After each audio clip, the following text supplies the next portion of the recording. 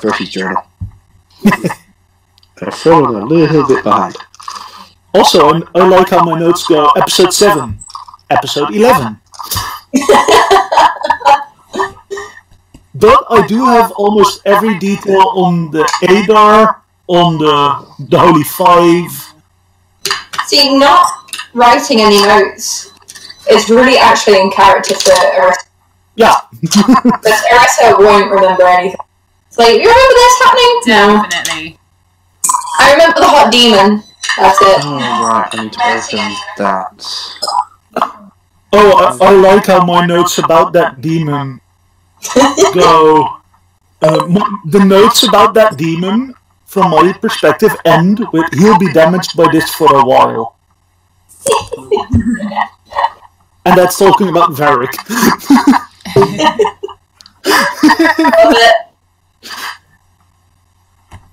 Alright, guys and dolls, we are live. Woohoo! Cutlery. Cutlery! And at some point the doorbell will go because the food will arrive and the dog will go nuts. Even though he's asleep right now, but he'll hear the doorbell and know it means food and he'll go nuts, but it'll be fine. So, everybody, I shall play 30 seconds of your theme tune so we don't get done for copyright, and then I shall talk to you about what has happened last time on the Tuesday edition of Blunders Bothwellians, the Wounded Witch edition.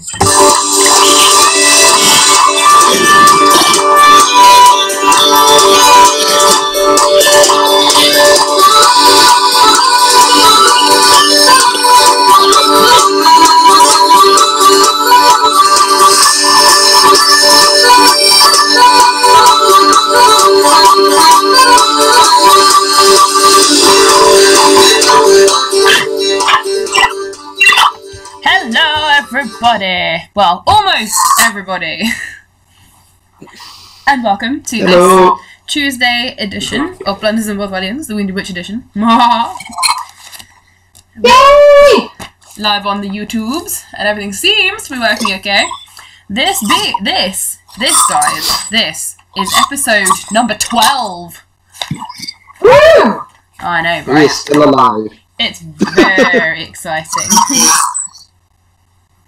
So, to recap from last time, you guys were coming across the leaders of the town stock. You found that Leath Monroe had made a plan around 10 years ago and had summoned a demon. She wanted power, and she'd got it. And in exchange, the demon wanted her soul. Things had not gone entirely to plan. She may well have been the reason that the Walden family got, well, the fate that they did in their own dungeon at the hands of every member of their household staff, who then vanished. The demon was back. He wanted to attempt to steal her soul because her end of the bargain had been done by the time she had lost all her power and influence within the city of Stock. You guys intercepted. Vitheritas made a very brave attempt at diving through the ritual circle Leath was inside, burning his arm to blackness in the process. However, he did manage to get a paladin's mercy killing, which meant that the demon could not take her soul, and she moved on to the afterlife as peacefully as is possible to do. The demon Brakens was ready to, well, get flirted with by Arissa, and kill you all. But then his boss, a very dark, massive Cambion called Lord, showed up, gave him a bit of a whoop-assing, said he'd be lucky to get back to his home in Ahale, the 6th layer of the Underrealm, and called him away, and they both vanished, leaving you all fairly shaken by the sight of both terrifying creatures. Not before the valiant Varric threw a bear trap which clamped itself around Vitheritas' face, causing him some grievous injury. Oh, not Vitheritas. Brakenses. Yeah, that would be. Also, it was punching. I took it by the end and punched him in the face with it. I'm just gonna go back up to the meme of the day, which is that's my DM screen. Everybody, woohoo, there it is. I'm gonna leave that on the screen for a minute. I used to be a cool evil demon. Then I took a bear trap to the face. Fuck you, Varric.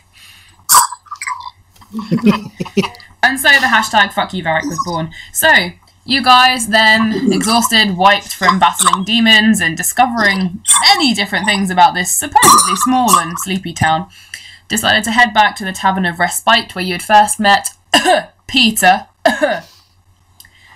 On the way, however, you were stopped by a blinding white light and introduced to an archangel rebel called Paltalemon, who told you that he had a quest for you, which involved searching for the 6 shards of the Aidar, which they used to vanquish an evil goddess when she ripped a hole and started the evil war in Travise 5 years ago.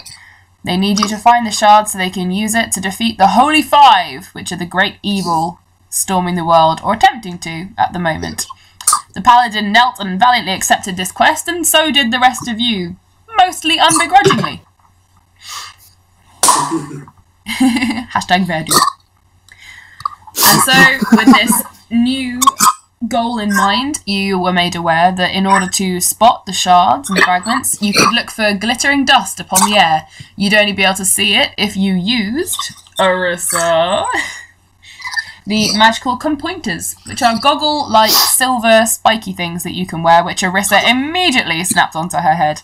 And if you wear those, then you can spot the dust in the air and follow it to find the pieces of shard. The angel gave you an idea of where some of them were, and asked for your help, as celestial beings are very not great at picking up all the objects and going to potentially other planes of existence. So, And we've got cool glowing white tattoos on our wrists. you also got matching tattoos. Yay! You all put your hands in and had a magical moment, and I believe I've got a picture of them here, actually, which I shall upload onto the chat. All I've got on my chat right now is a turnip, you guys.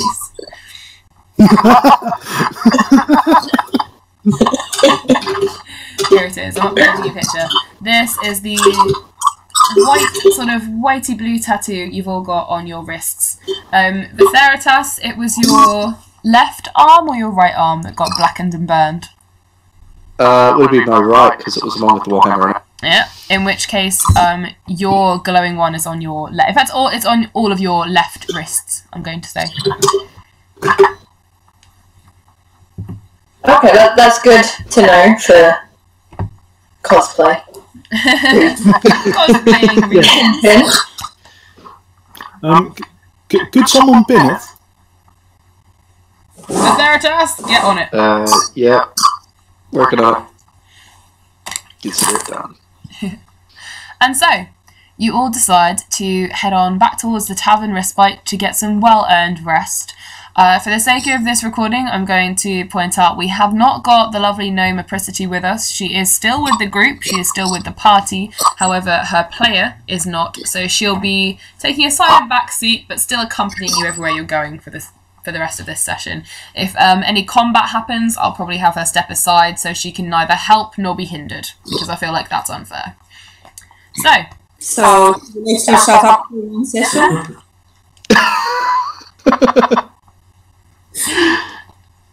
She may be the only survivor.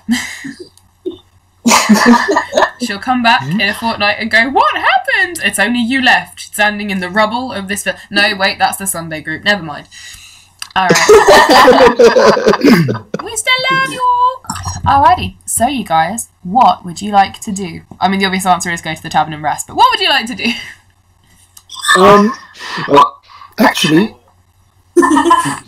can I wander off? Of course you may. Are you trying to wander off stealthily, or are you just gonna say, "I'll see you later, guys"? Actually, I'm just gonna wander off. Not say anything, but also not tell. Alrighty. Headed back to the No Wings camp. Okay. Alright.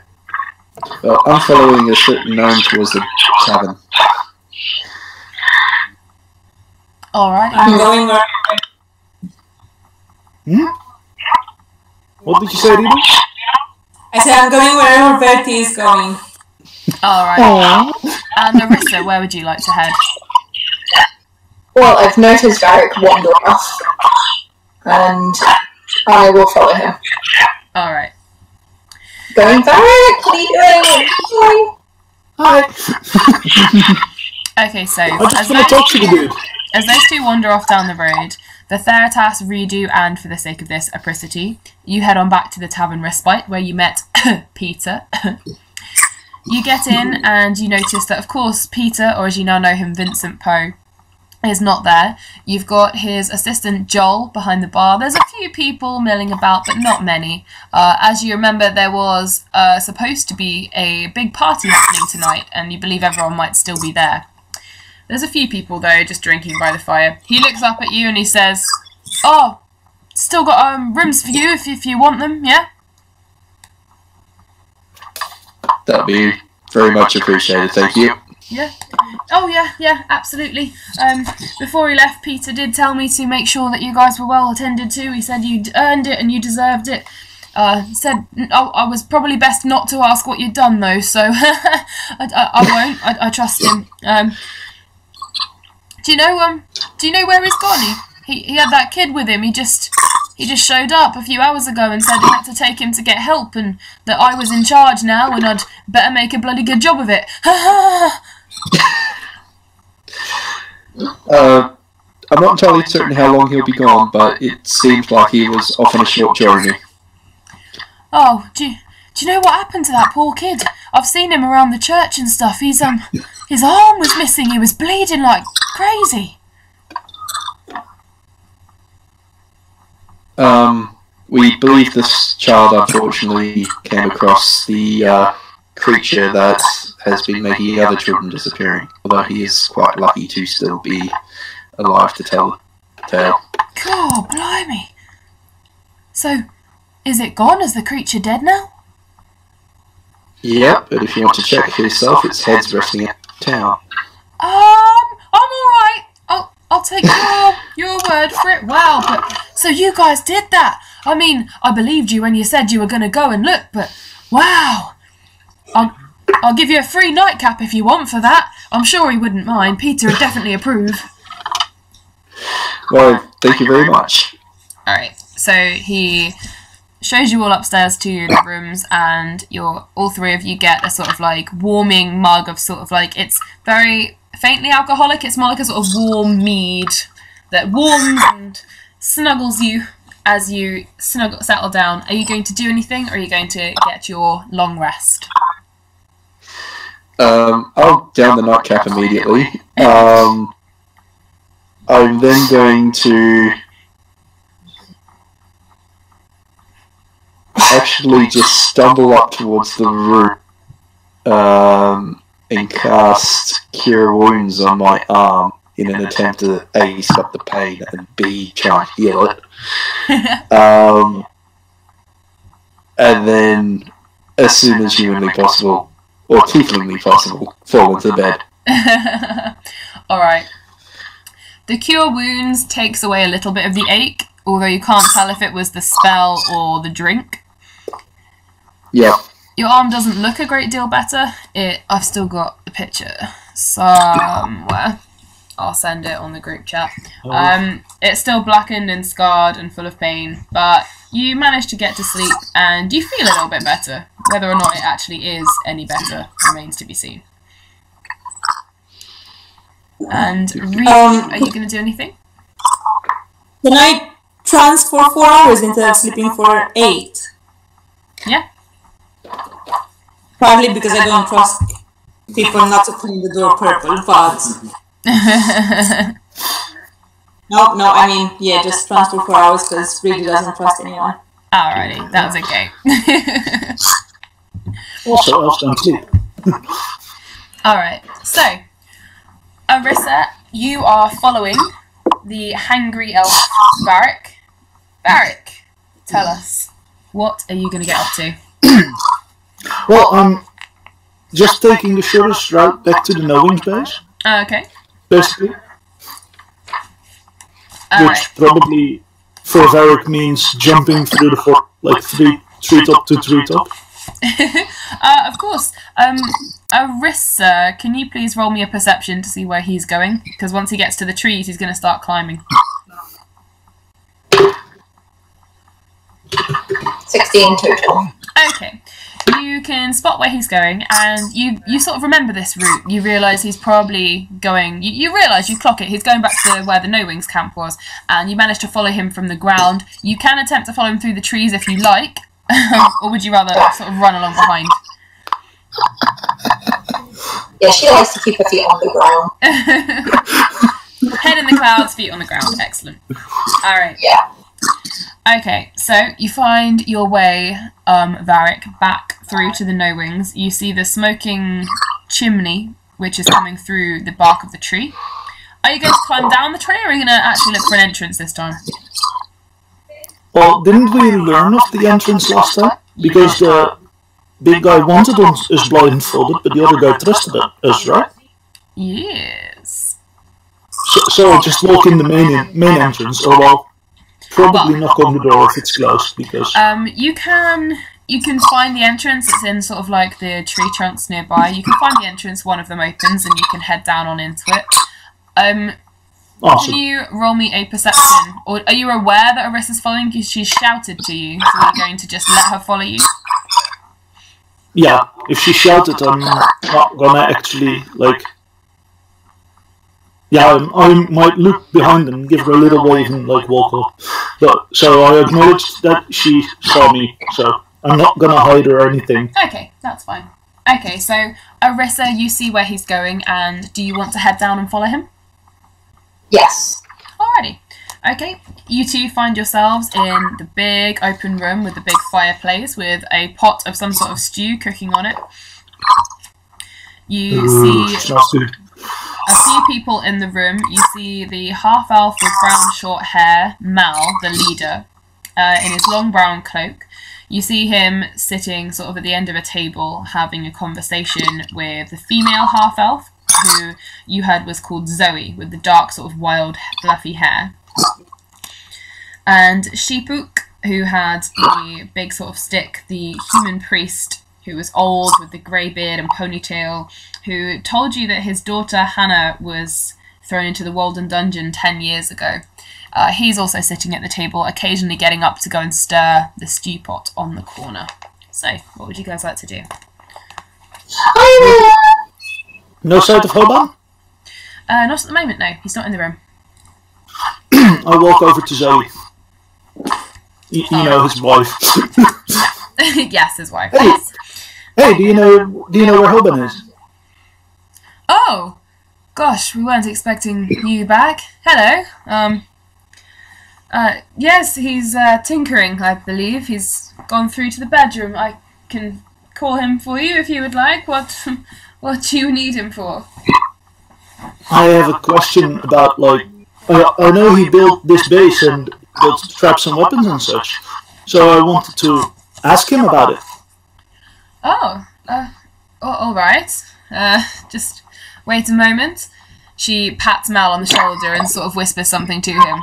And he nods and rolls up like a map that they've been looking at and sort of looks up at you and says, "Hello! Come, sit. We're preparing some more food, although I think you've stolen enough from us for one day, hey?" I gave them back all the bread that I had. That's fine. Zoe comes back through. You hear her call, "Hoban, darling, there's someone who wants to speak to you." Alright, yes, alright, okay, coming. And then Zoe comes back through, and you see Hoban, the male blonde elf, and he's got some sort of soot on both of his cheeks, and his hands are sort of full of little bits and pieces, and he's obviously been tinkering with some machinery. He's actually got on his head, Arissa, some, like, sort of welding goggles, they remind you of the ones, in fact you're wearing them right now, they're quite similar to the ones that you've got. Ooh, Nazis! he sort of looks at you, sorry? Yeah, we're wearing the same similar goggles. Nazis! He sees you sort of wildly gesturing to your own. Oh, yeah, very, very nice. I didn't see those before. Are you some sort of tinkerer, are you? No, I just like them. They're pretty. Well, of course, yes, absolutely. They can be worn for decoration as well. Far be it from me to stop you. Of course. So what was it you wanted to ask me? Well, I was wondering, since you're really good with, like, tinkering on weapons, traps, this base, those kinds of things. Oh, yeah. I was wondering, could you help me, like, do you have anything that might help me improve my weapons or the way that I make my arrows and my bow? Do you have any advice for me? Oh, well, let's have a look. What sort of bow have you, what have you got right now? Let's have a look. Well, I currently have a simple wooden longbow that I made out of a branch that I found in the forest back then. Oh! to be honest. Oh, I see. Well, whip it out. Let's have a look. Okay, I'll whip out my bow and, like, show it to him and, like, twist it around and whatever. It's a longbow, yes? Yes. Yeah, okay. The heavy longbow. Yeah. Well, all longbows are heavy, but yeah, that. Does your one currently do around 1d8 piercing damage? Yes. Okay, cool. Alright. He has a look at it for you, and he sort of picks it up, weighs it in one of his hands, inspects the edges, and he says, Well,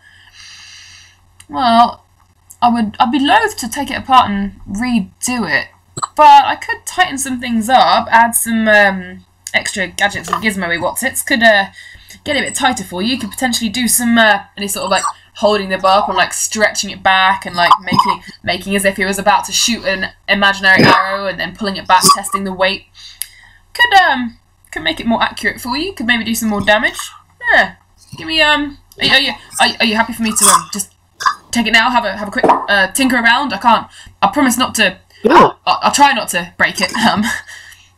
As long as I end up with a bow, I'm more than happy for you to play around with it. Oh, like as long as I have a bow when I leave, I'm happy.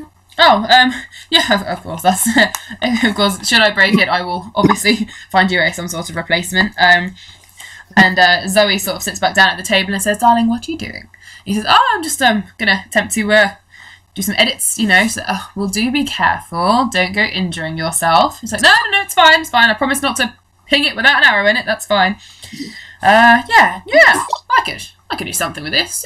Yeah. You're not too precious about how it looks. Not specifically. Yeah.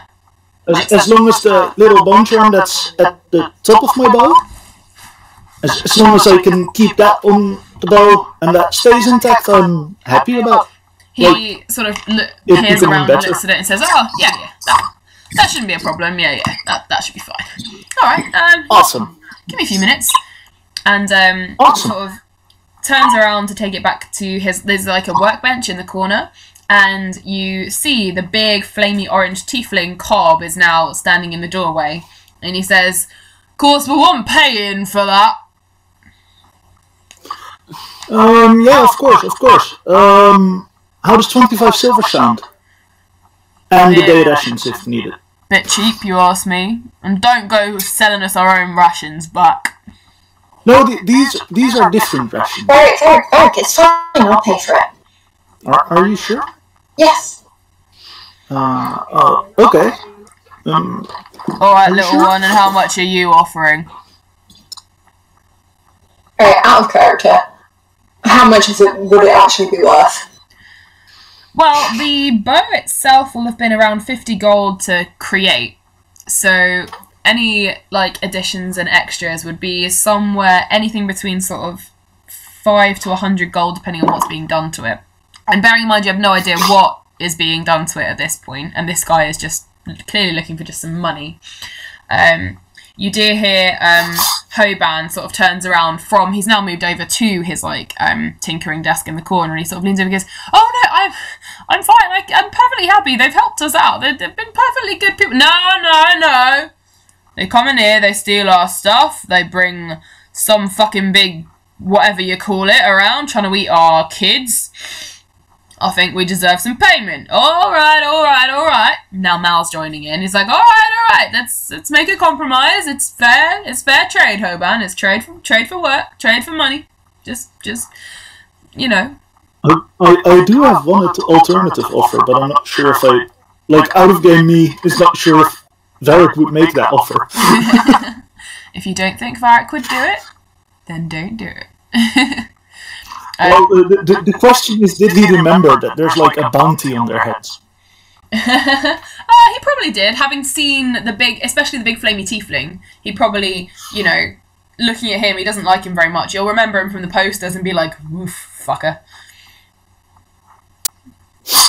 And also, he got angry at me for... I mean, yes, it was their food, but...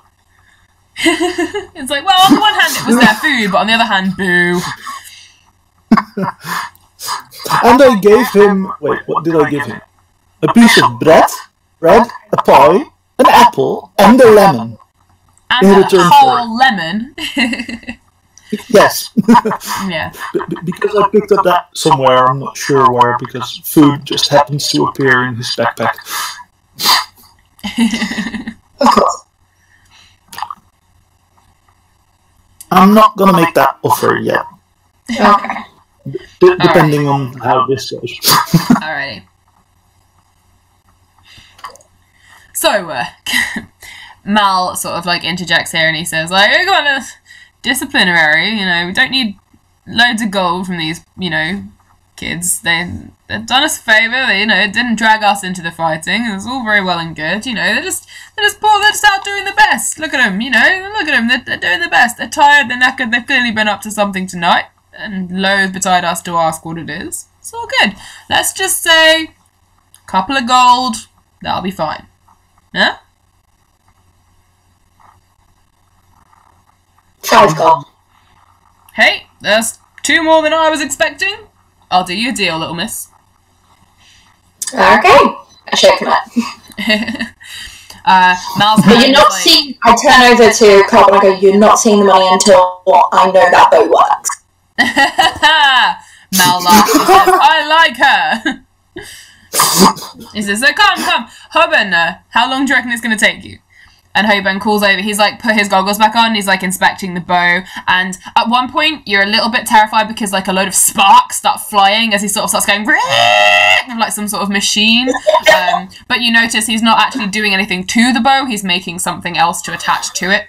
And you breathe a sigh of relief. And he sort of calls over the. It's like, give me half an hour. Half an hour. All right, just stop distracting me. And Zoe sort of calls across, says, all right, dear, he was just asking. Yeah, I know, just... So, letting him go in the corner. Zoe pulls out a couple of chairs and gestures to the table. And Mal says, come, sit, tell us of your adventures. What on earth have you been up to the rest of this evening since we saw you? And Cobb just stands in the doorway, sort of playing with his fingers and looking grumpy. And he's got one sword at his belt and one that he's twiddling in his hands, and he's just sort of staring at you guys, not saying anything. He just stood there watching. I sit down, look over at Cobb, smile cheerily and wave cheerily. Okay. Cool. Just kind of a little shit-eating grin, hi. Could I actually borrow your stove for a bit? Because I have some food with me and I wanted to see if I could prepare it if possible. I mean, you're welcome to share some of ours if you want, says Mal. Or are you needing to cook your food so it's edible? Yeah. Ah, that one. Yeah, of course. I'm sure there's room. There's only a small pot on there right now. Throw it. There's pots, pans beside it. Whatever you need. Just don't ask us to do it for you. All right? Oh, thank you. No problem, my friend, no problem. Move over there. Alright, and cook my food. Alright, cool. You can still join in the conversation while you're cooking your food, just FYI. But Zoe's now going to look at you, Arissa, in an attempt to sort of distract you from, Cobb, who's glaring at you. She's going, so, what have you been up to this evening then? You're looking a little, battle-worn, should we say? Well, it was definitely an interesting night. Basically, we stopped some kind of stocking ritual and met a couple of demons. One of them was like really hot, but anyway. I growl as soon as she mentions that he... Intimidated by the big flamey things, are ya? Says Cobb from the doorway without looking up. Well, that's much... really flamey. To be fair, I did punch him in the face with a bear trap, so I'm not sure if intimidated is the right word. And I'll just continue cooking. Mal, like, literally is, like, nearly falling off his chair laughing at this image. She's oh, wow, that, oh, so, you threw a bear trap at a tiefling? Oh, Cobb, we could do that to you one day, that'd be amazing. I stifle a laugh at that. Because Cobb is also, like, big and angry at me already, so not feel like laughing at that. So you picked an argument with some sort of flamey tiefling, and you threw things at his face. No, more of a literal demon. Oh! Like the one that are summoned and all that kind of stuff that you make deals with. Oh! You know, fun. Oh, I see. And There's nothing to worry about. the room's gone a little bit quiet, and even Cobb is, like, very obviously paying attention, and Sheepook has looked up from the other end of the table, and he, Mal, and Zoe have just shared a look between them. You're not 100% sure if it's, like, good God, or what the hell, or something passed between them then. There's one thing that might need addressing within the town soon. Oh? Well, I'll take it that that's being handled. What would that be? Says Mal, and he's trying to be jovial again. So, what have you done now? You rapscallions, you loose demons of the town, have you? That's a bit more than we've had to handle before. No, it's more that the person who summoned the demon might not have survived it. And may also have been a leader of the town. Only slightly.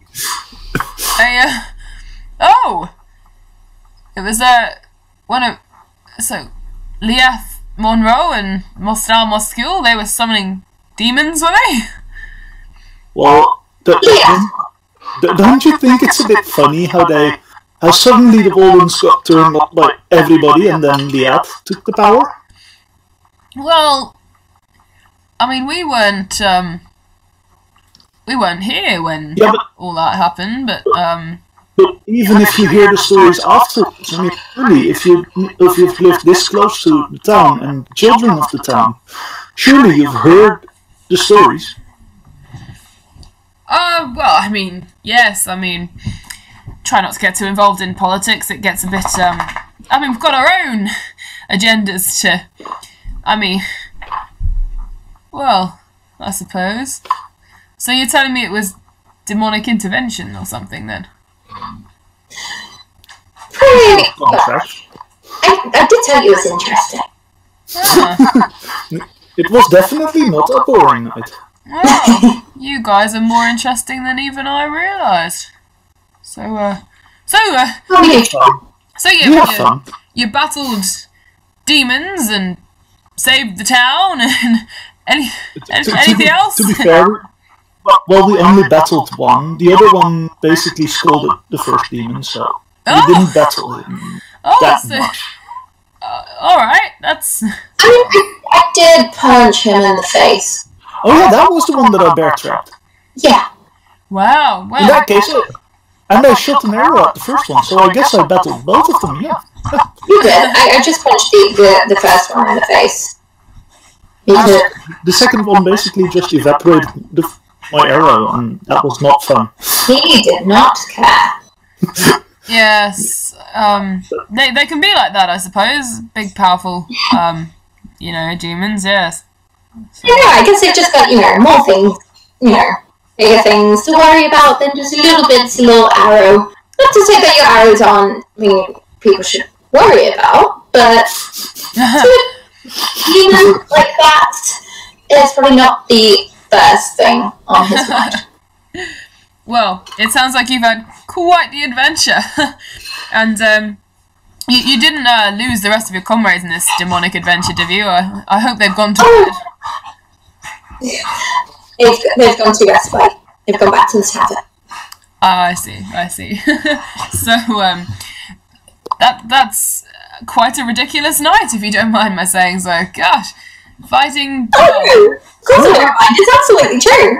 I wouldn't have believed it were I not there. So, yeah, no, it makes sense. Wow. It's going to make a wonderful story one day. Well, that's... Gosh. So, is that the end of your tale? Tell me there's more. Tell me there's more. I kind of look at Varric, just kind of like, I don't know if we should tell them that. At that point, I nod or shake my head and just go like, no, there's not actually a lot happened after that. I decided that I wanted to talk to Hoban because, well, if he built this entire base, he's a great thinker, and, well, I respect that, so I wanted to see if he could help me. Can you two just remind me what you guys are wearing on your arms? Wait, I'll check my picture. I'm wearing, what's the word, greaves? Like those leather things that cover your entire arm, basically. Braces. Yeah. Yeah, braces. Okay. That was the word. Greaves are for the shins. Oh, you thinking about the tattoos? Yeah. Yeah, Erissa's would be on show. Okay. Alright. Bear with me. Uh-oh, they're rolling perception for it. Are you actually trying to hide it from them, though, now? Well, I was just thinking because I rolled perception earlier because Cobb would have seen it when you waved at him, so... Oh. If I waved with my left hand, Ah, I didn't specify. true. Although if it's on show, but he failed it anyway, so it's fine. But alright. Yeah. Alright. Erissa's right-handed anyway, so she would have... Mal is going to lean into you, Arissa, like across the table, and he's going to be looking. I smile willingly at him. He's looking at your wrist, and he's going to be sort of pointing. He's going, "Where did you get that?" Oh, I've had that a very long time. It's something from home. Yeah, wasn't it a symbol from the house where you were aboard before? Not really. It's fine. You wouldn't know that. Arissa, roll me a deception check, please. It's the symbol of my family.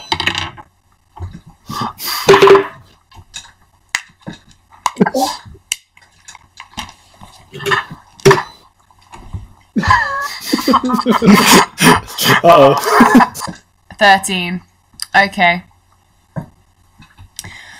Alright. Mal is going to say to you, "Alright.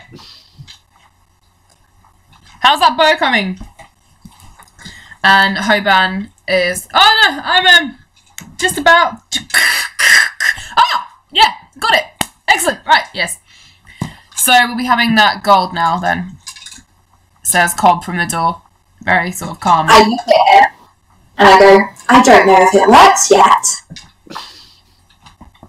Can I give it a try? I assume that I've by now cooked and eaten. Yes. By the way. Hoban walks across to you and he hands you your bow, and to all intents and purposes it looks very similar. He's attached two sort of rivet things to either end where the string attaches.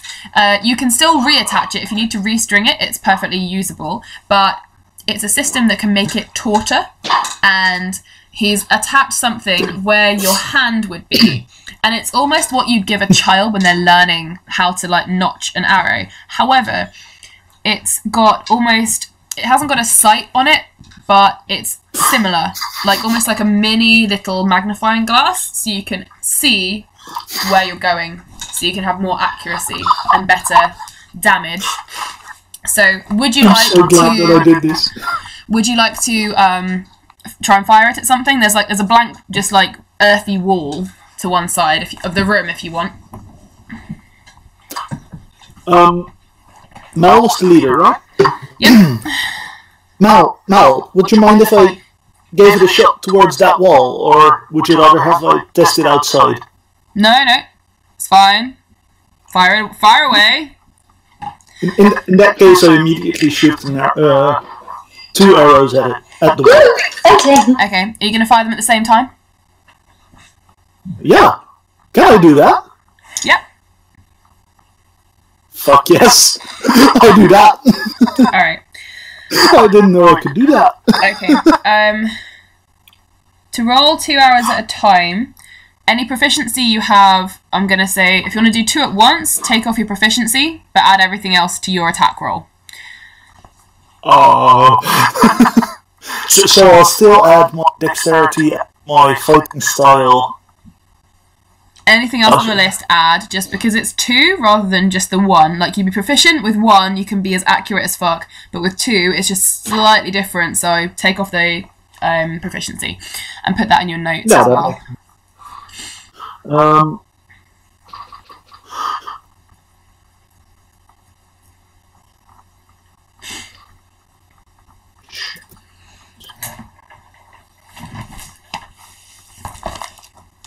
Yeah, I added it. Okay, Alright. so I just roll an attack now? Yep, roll your attack and add all the things on your list with the exception of the proficiency. So that's a waste of a 20. Nothing's ever Not 20. a waste, it's fine. Alright. Well, I was shooting a blank wall. I hope I didn't, like, actually end up... Yes! That's the picture I had in my mind. I'm so glad you think alike.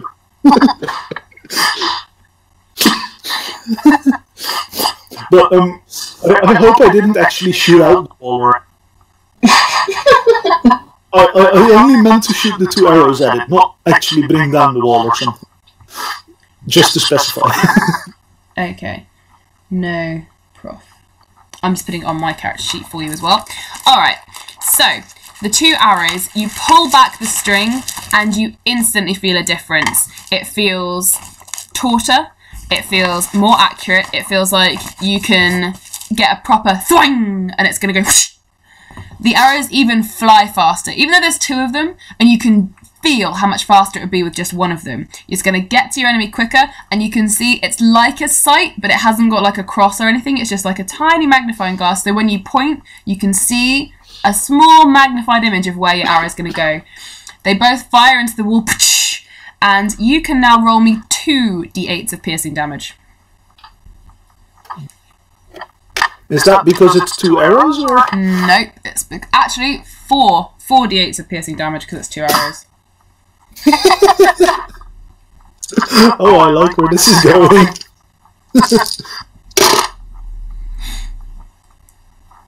Fuck. Am I going to have to cast mending? Well, I rolled 4 7s. Sweet! So that's 28. That's 28. Do I add my dex bonus to it? I don't think so. I think that's just for your attacking, but we'll double check that later on. But to be honest, you've done enough damage. So the arrows shoot into a big earthy bit of wall, and it starts to like crumble, and a big sort of like almost like a hand scoop of wall like falls out, and the arrow sort of like bounces off the floor. And Hoban, I walk over and like try to scoop it back into the wall. I kind of go over and go, oh, whoops, okay, let's fix that. And I kind of cantrip mending. Okay, yeah. Okay, you managed to fix the wall, and Hoban is sort of stood there going, yes! But then Zoe leans over and whispers something in his ear, and he sort of goes, oh. And Mal says, so, happy it works, satisfied, what was it, 5 gold we agreed on, yes? Derek, what do you think? Yeah, it's worth that. I'll also give the 25 silvers that I promised because it works really well. I hand over the 5 gold. And I hand over the Ow, 25 not silvers. gold. Same. Okay, Mal takes it from you and sort of counts it, and you see him looking at you, Arissa, and there's like a different look on his face now. He says, "All right, well, on your way then. We'll see you soon, I expect. Have a pleasant evening. Bye." And they're sort of motioning towards the door.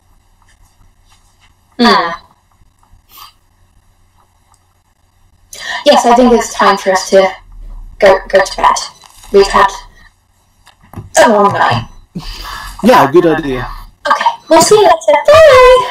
Bye. Thanks again, Hoda. And no problem. No problem at all. God, happy to help. Happy. Yes. And then Zoe sort of claps him on the back and he sort of stops. Yes. And so you get back up and you hear like some under the breath muttering and mumbling as you guys head on up and get out. Can I do perception to see if I can hear anything? Yeah, sure.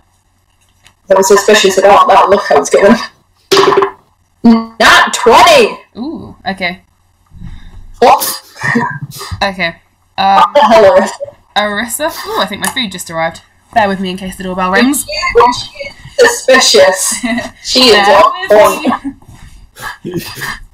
Haha, I'm going to keep you on tenterhooks while the food arrives. No! There we go, there's dog. In that case, I'll be back in a second as well, just touching myself. No! I'm back in 2 seconds. No! Arissa is now going to have, what is it? Detachment issues or something. She's gonna pine. She'll pine for Varric whenever he disappears. No, you might die! That sounds a good about right. question, Sabina. What's a good question? The bedside thing? No. No, just... Huh? No? I did not say that. I do still wear my headphones, so I still hear whenever stuff is said. Okay, I'm now strangling myself with my headphones. I'll be back in a few seconds. Okay, well, Varric, Varric wasn't rolling perception anyway, was he? So that's okay. Yeah. Alrighty, so, Arissa, you hear Cobb say, what was it? You hear some very faint mumbling. They're very aware that you're quite close to them, but you hear the word angels, you hear the word pretend, you hear the word fuck, and you hear the word tell the others. I'm very tempted to go back in there. And just be like, what do you know? Go for it! I'll have your back with my new and improved bow. Right, I turn around and storm back in. What did you say? What do you know? She just bursts through the door, maybe strumming something on a load. What do you know? Oh my god, she is in fact Pinkie Pie. Yes. Okay, like Mal and everyone looks up at you and sort of go, and Mal sort of takes the lead on this and sort of goes, not a great deal, I expect. Could you narrow that down for us? I heard you say things. I would neither confirm nor deny what I heard. I genuinely thought your mic cut out and you just said, I heard you say, and then nothing. No, I was just like, oh god, Arissa won't want to confirm anything. She'd be like, I neither confirm nor deny anything you may or may not know, but I would like to know what you think you know, so that I will know what you think you know. Tell me.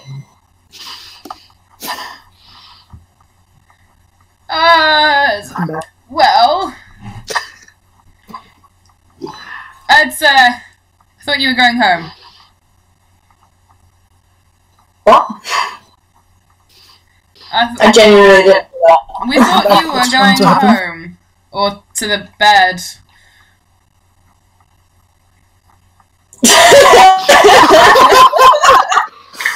Yes!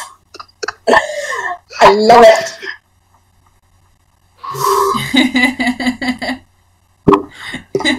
Nobody expects the Bardic Inquisition. Nope. And she is terrifying. Mal is sort of looking at you, trying to sort of like remain quite jovial at this point, sort of going, we thought you were heading off to bed. You've had a long night. Are you sure you're not just confused? Thank you for spitting my words back at me. Yes, we were on our way to bed. However, I need to know what you know. Well, could you narrow that down? About the bow, of course. No. You will tell me what you know about angels and who these other people you are going to tell. Can I whisper a thing to Risha? Sure. Zone of truth. Zone of truth.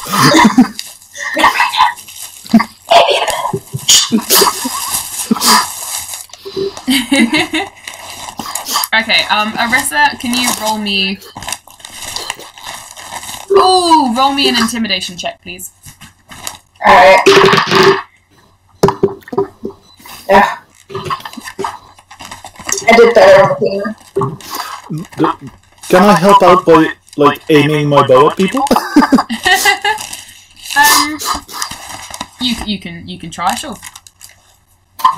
I'll, like, try and do that then. Not...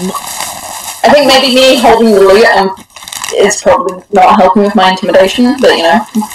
Maybe not. Yeah, I just realised that my mind might not, but the fact that they just saw me shoot 2 arrows with a really strong bow might help.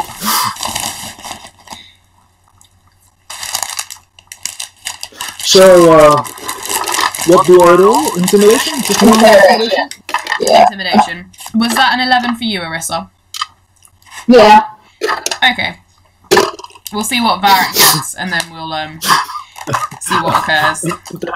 That's not good. Oh, what did you get? No. Oh. I have a -1 in intimidation.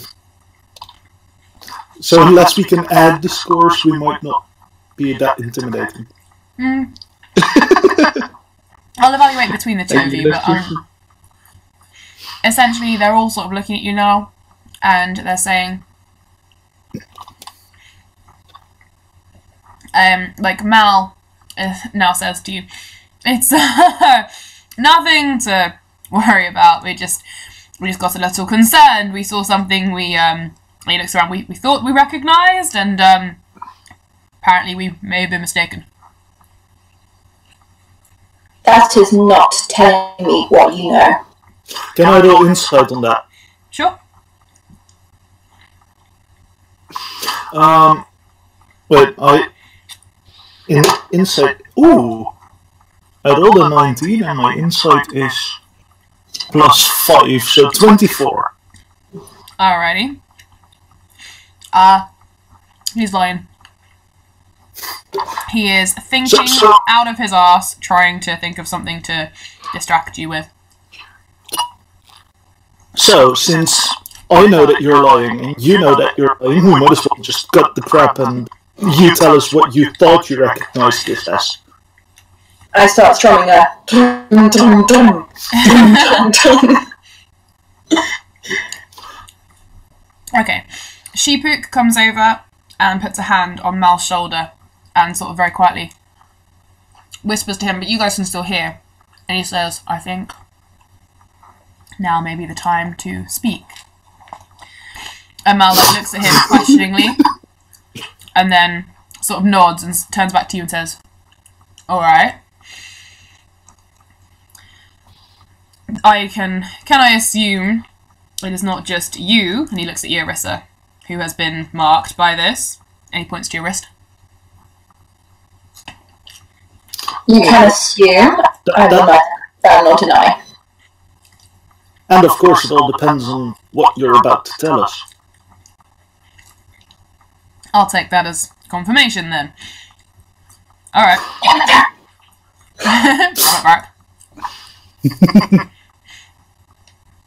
We know that is the mark of people claiming to be angels. They claim to be seeking good, seeking to protect, and we believe that it may be a false truth. It may be a wild goose chase of thinking you are with a higher power when you are not.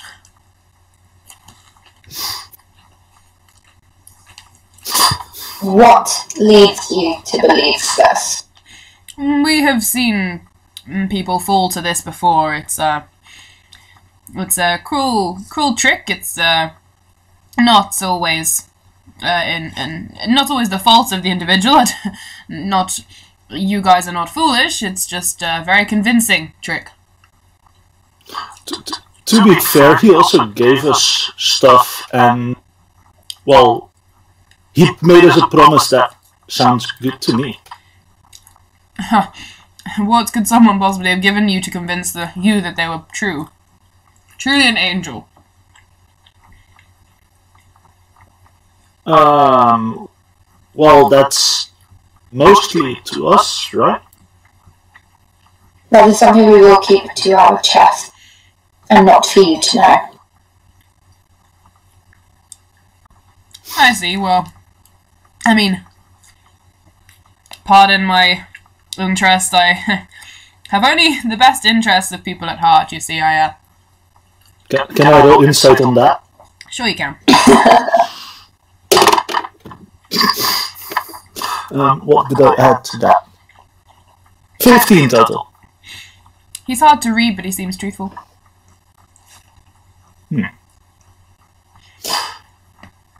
But it's very, very hard to read him right now, like harder than it was before. You're not sure. Who are these others you are going to tell? That was, well, you're aware, of course, we're not the only no-wings group in the country. We were going to warn others that these pretenders are still out there doing what they do. We seek only to equal this whole thing the humans have against magic and magic users, you see. And then people like that come around and give the rest of them a bad name. We only seek to rectify this and make everything equal again. But when you have things like this happening, tricking people, when the trick comes out, it affects the rest of us who can use magic. Well, I have none myself, but I acquaint myself with those who do. Huh? Can I try another insight on that? About his magic. Ooh, I might actually do this one. 21 total. Again, he's very hard to read right now, but that bit does seem to ring truthful.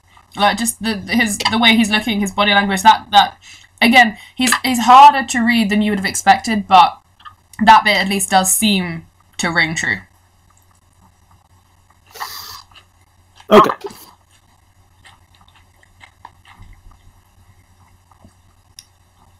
So, any more awkward questions, or can we call it a night? I myself quite fancy a nightcap right now. How many others have been tricked, as you say? And what happened to them? Whole cities, whole towns, whole groups, individuals, groups, worlds even. I mean, what do you think started the war in Travise? Wait, worlds? Well, if they wanted to, they could trick the entire world, I suspect. But the question was, who have fallen for it already? And you answered worlds. So, what's going on there?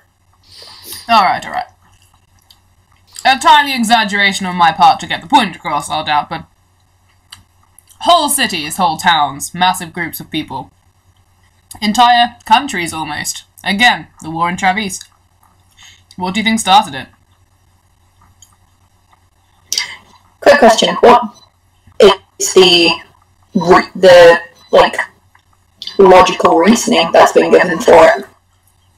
The war in Travise started when all you know is that a great evil, about 5 years ago, came into the country, tore it apart, and it's now down to less than 30% of its population. People from Baursin, the leaders of Baursin, did not send armies to help because they dislike magic and didn't want to lose a lot of their people. Some people from Risha went, like the elves and things, people with magic. Gnomes and dwarves fled to Amley, and Travise was essentially trampled, but the evil was supposed to have been fought back on.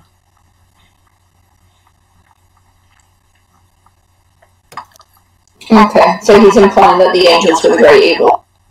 Seems to be. Quick question, if you know all this, does the name Holy Five ring a bell? Another look is shared between them all. I wouldn't delve too far into that if I were you. That's mighty dangerous and above us all. Can you tell me slightly more than that? Look, it's dangerous. Don't go near it. I wouldn't. You'll get yourselves killed. You seem like fairly nice, if naive people. Just avoid. Go about your lives. Avoid any great evil, great supposed good, and you'll be just fine. Alright?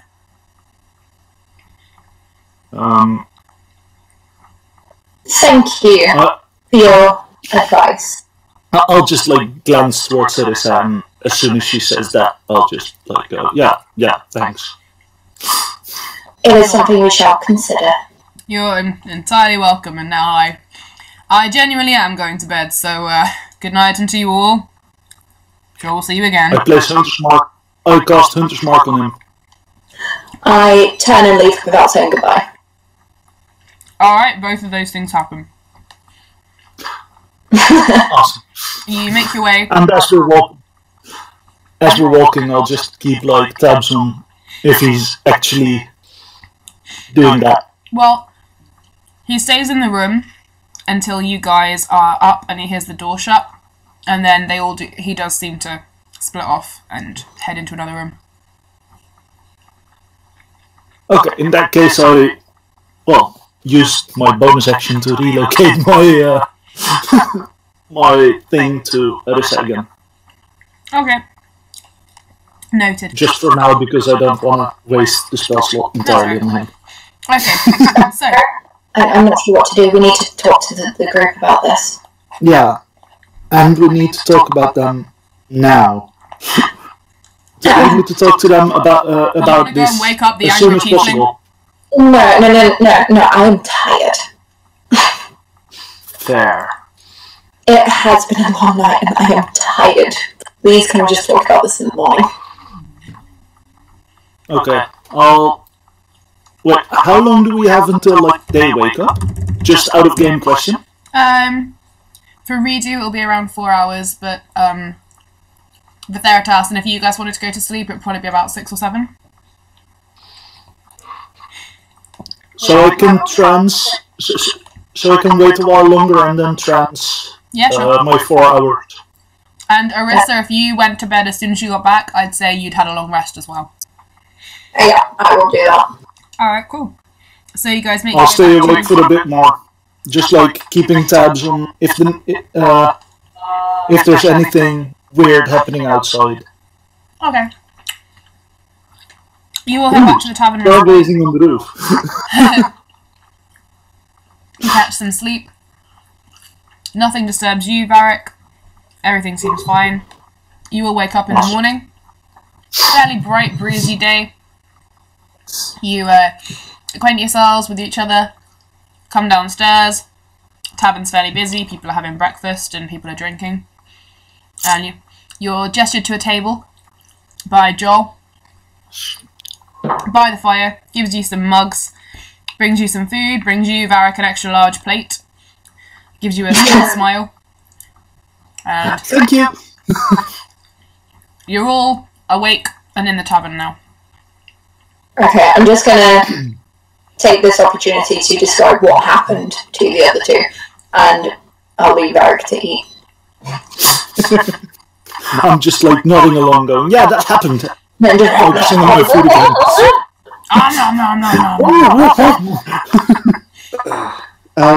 How's my right arm actually looking, DM?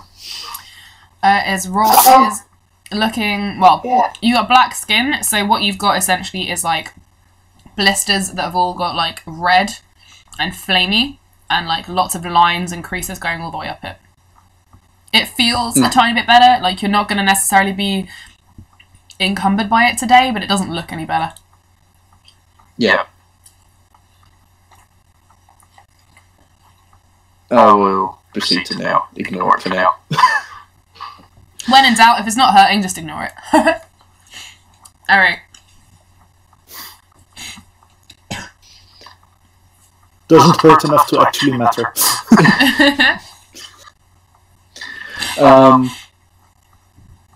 So, if I get this straight, the guys over in the other encampment, I'm not gonna, just out of character, I'm not gonna mention no wings blatantly in the middle of the pub. Good tactic. They are suggesting that what we saw last night was a misdirection and not exactly a good person. Yeah. That seemed to be the gist of it. Dan, jog my memory, did I sense that as an actual good creature? I can't remember. You did cast, or you did sense evil, or sense whatever, and it came up as good. Yeah.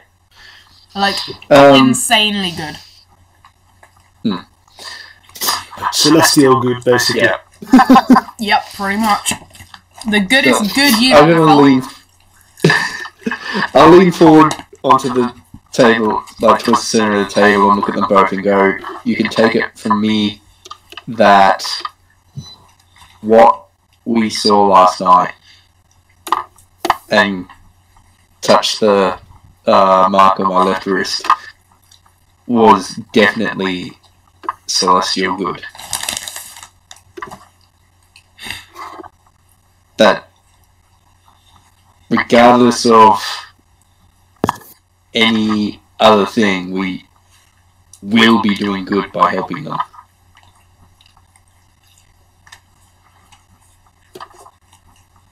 Well, in that case, the adventure seems to bring us to other places as well.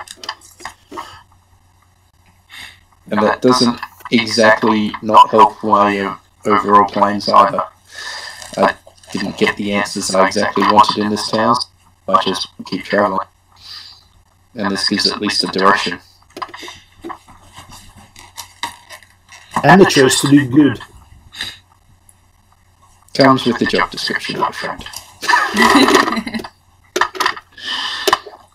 So, are you all interested in heading off in the same direction?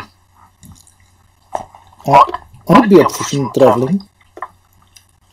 I mean, they did mention that one of the pieces of the thing, not out of game me is like not in game me is not gonna mention the Adir just in the room as well. They mentioned that we could find parts on different places, including Risha, and a place that was called the Airship City. The second one sounded really interesting. If we can find it. And of course, Risha is, well, might not have been friendly, but it might not have been the best way of living, but it is home. So I'm always up to going back there as long as I have a purpose. We'll need to get to a port to do that. Well, why not go to the Airship City, get ourselves an airship and then travel to Baursin and Risha. I wouldn't have a clue where to look for this airship city. We'll just roam around towards Baursin to try and find one that's there. And if we see an airship, we'll flag it down using magic. It might be faster just to take a regular ship. Yeah, but, like, Baursin is on our way to the closest port to get to Risha. So we'll just traverse Baursin, trying to, like, find the part that's in Baursin. If we find an airship, we try and find that's in the airship city. And if not, oh yeah, we are in Baursin. Yes, we're in the center in stock. I mixed up my countries. Sorry, Sunday group knowledge kicking in there. Yeah, I was like, no, wait, we're Travise, but Yeah. this group is not. And just out of game for a second, you do have a surefire way of detecting where a shard is, by the way. Currently sitting on a Risha's head. That showed us the closest shard, like, direction? They show the dust that settles around it and hangs around in the Oh, the trace! Well, The trace that we also can use to talk to the... if anything came into Baursin from Travise, it would have come in by Fort William. Yeah. So it would probably make sense for us to travel up to Fort William to see if we can track. Failing that, Or we go to the place where the most people are, Lely, and we'll try and ask in the alleys to see where the rumor bring us. Lady will take us further away from Risha. So, what I think we should do is head up to Fort William and then head along the west road down to Port Arm. Wait, the west road to Arm. That... Yeah, sounds good, and we'll just, like, keep our ears open for any rumors about artifacts. That way we've been at least 3 locations in Baursin and hopefully can pick up answers because we can stop in Westsea on the way. Yeah, and everything we hear about it being anywhere else in Baursin might just help. Also, we might need Risha to permanently wear those goggles trying to find the dust or something. Well, she could wear them up around Fort William, because if it ever actually crossed from Travise across, then hopefully Well, You'll she find can wear it whenever we're, like, idle. Right? True. Whenever we're not specifically moving in a direction where it's not useful for her to wear, I suggest that we use the power of the glasses, which helps us find stuff. Fair enough. Also, out of game question, how did everybody arrive in stock? Like, do we have any means of transportation, or is it just going to be a really long walk? Pretty sure It's you all going just to be a wound really up. long one. Is there perchance a place that, like, has horses? Ooh, wait, we're in Stock. There's, to the east of Stock, there's the farmlands.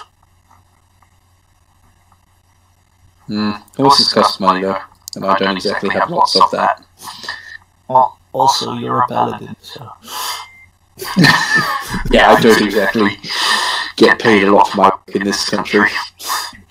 At this point, the Theratas, a small half-elf appears at the door of the pub. You hear a sort of poof of magic outside the door. No one else seems to notice this. You guys hear it because you have heard this sort of thing before. You've heard it's like an apparition kind of spell. The door opens. This half-elf comes through the door, looks around, looks at you, the Theratas, walks directly to you, says, "The Theratas." I look up at him and go, "Indeed." He hands you a scroll that is sealed and has your name on it, and walks directly out of the pub and shuts the door, and you hear the pfft, and he disappears. You may now open your letter that I sent you.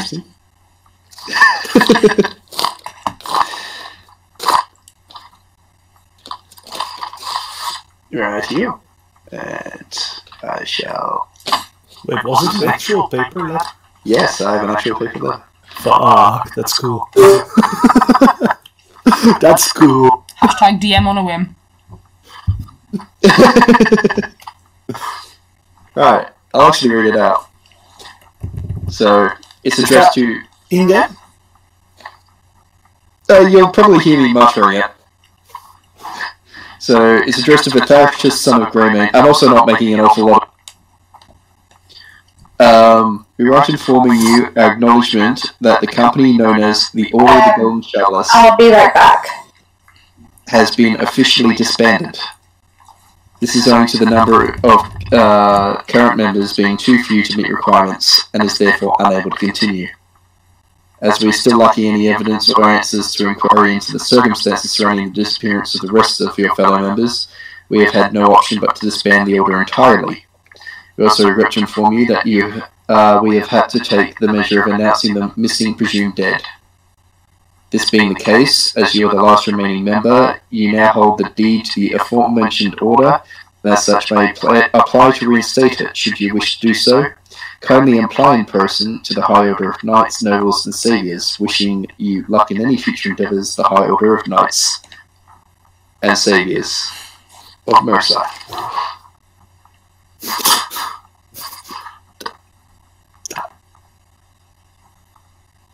I hope no one's got a glass on the table right now, because Vitharchus is literally just going to stomp it hard with his guys, I'm really sorry, but I need to go.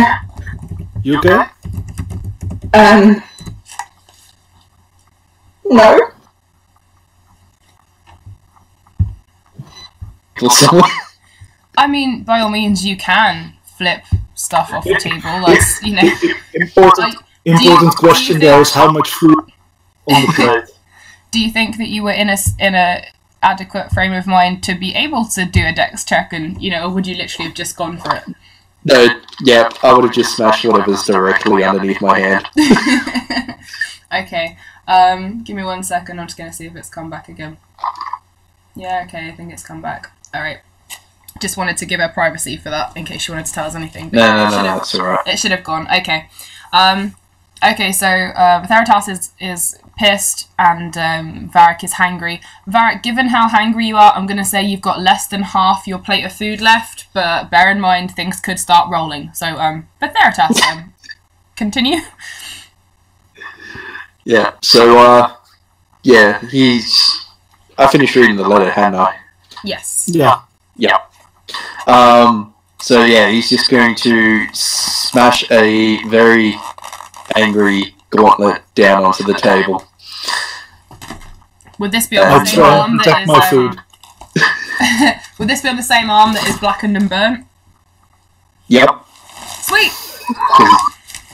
He's actually forgotten that for like however long the DM allows it. Okay.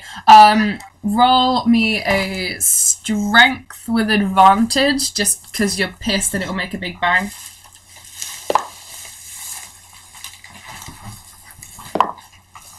Oh, thank God.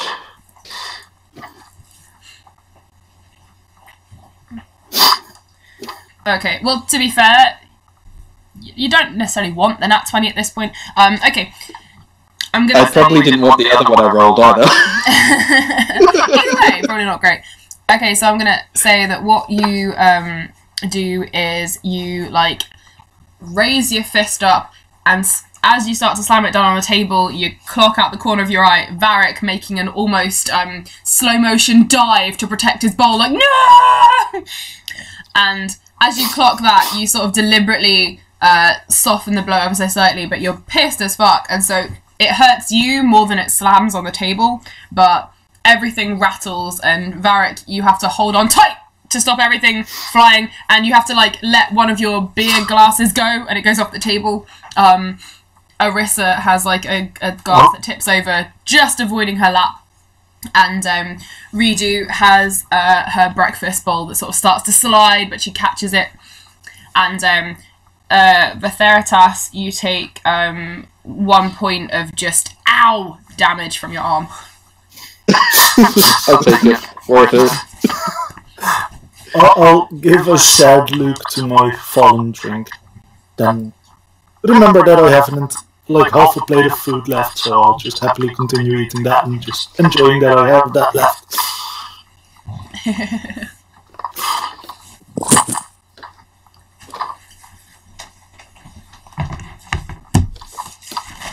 Okay.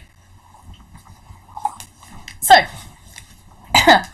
angry with Theratas, continue.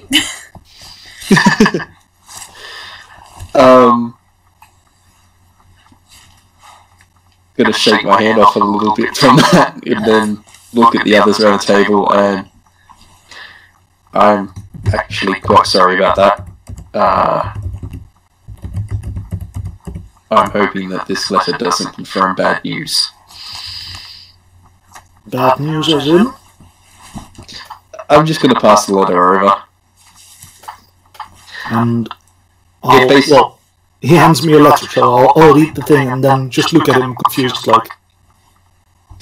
I served with the Order of the Golden Chalice, and basically mentioned that as far as the High Order of Knights and Saviors is concerned, that I'm the last member.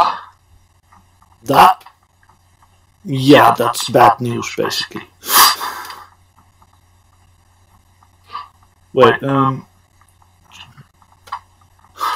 hand you some of my food to try and cheer you. Oh, that's a really big deal, that. Yeah, that's why I had to like check what my notes said about Verti so far. Yeah.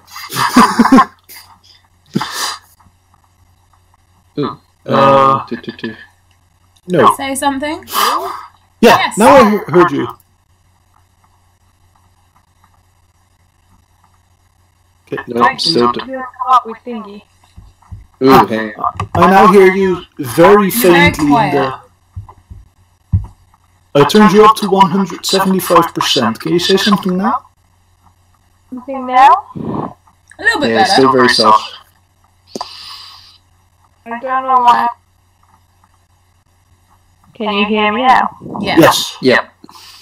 Oh, okay. It was my microphone.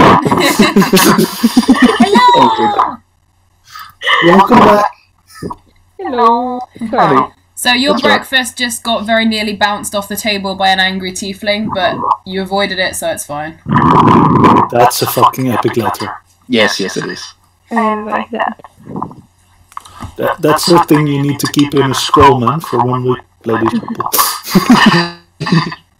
I will be keeping that with my D&D stuff. What I will say is it wasn't exactly all that long ago, but there were 13 of us. And that was just the ones I know. Well, according to them, and I pointed the letter, there's now one. But is there... was there a big thing that you expected that? As far as I know, our group got attacked. I didn't find very many bodies and presumed that there were survivors, and I came looking. And this is basically the confirmation that survivors are going to be difficult to find. If not impossible, yeah.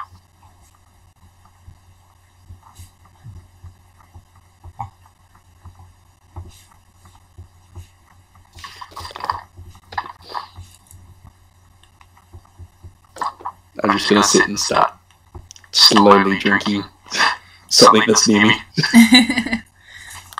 Yeah, Probably one of my breakfast glasses, but like Yeah.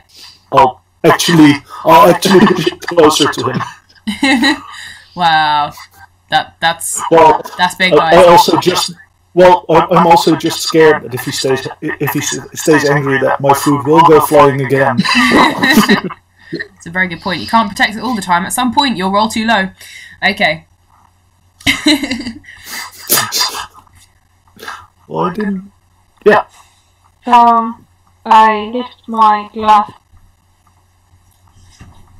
It's dirty. In the map. And then. Aww. I'll join Yeah, you as that'd be well. nice. Aww. And there I was thinking Is it she was going to because do of like a the curtain yellow? trip of laughter. I'm not. Sorry. It's a dissonant whisper with like taunts about. Aww. Is it because of the yellow? No.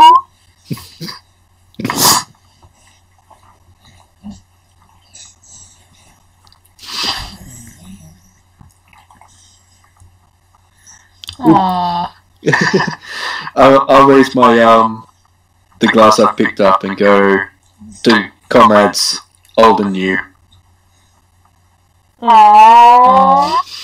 Everyone around the table, raise my- including the gnome and Arissa, will raise their glasses and join in, I expect. And I expect Okay. Apricity the gnome is trying very hard to not look like she's crying. Yeah, that sounds about right. Yeah. Okay. Just to cheer you guys up, you see Joel, the assistant now runner of the pub, With more food? and he actually does have an extra load of food for you that he sort of dumps on your plate very nicely and sort of gives you a smile. But he says, Thank you. you guys might want to head on outside soon. There's something I think you'd like to see. Us? Yeah, all of you. I think Peter left something for you. Well, I think he left something for several people that is about you that now has spread. And just when you finished your breakfast, just head on out. Is it? Just so that we know, is this going to be dangerous in any way? Like is it negative for us? I highly doubt it. Okay. I don't think they're about to turn on you. Because if not, I would have taken the top window. No. The door will be just fine. One last thing, over breakfast that Varric will probably do is show his bow proudly. Ah, yes. I take a look at it and give a nod of appreciation. I got some help. Also, I learned how to shoot 2 arrows at the same time. Might prove useful at some point. As long as they hit the same target. Can I actually... Yeah. I'll spend time practicing during our travels. Yeah, To prepare I'd recommend some practicing. I mean, if you get really, really, really good at a higher level, I might let you aim for 2 separate things. It'll depend. But yes. Yes. So, you'll... I'll down my drink and stand up. Alright, what are you guys doing? I finished my plate and look round to see if the others are ready as well. Then realise that I'm probably the last one to get ready because lots of food. Also, Then, sorry guys. now you guys have woken up, you can collect your 700 XP. That's always fun. Don't worry, it's not enough for you to level up just yet, so don't worry, you don't have to panic and level up mid-game. It's just, note it down, you've had 700 extra, which should count for the last session. We're still 170 to the next level, right?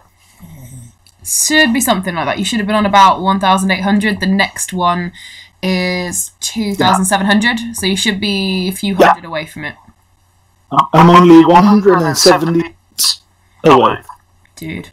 And with my new bow, I can kill twice as fast, so that means I'm closer. You can't have a bonus action if you fire 2 arrows, though. That makes sense.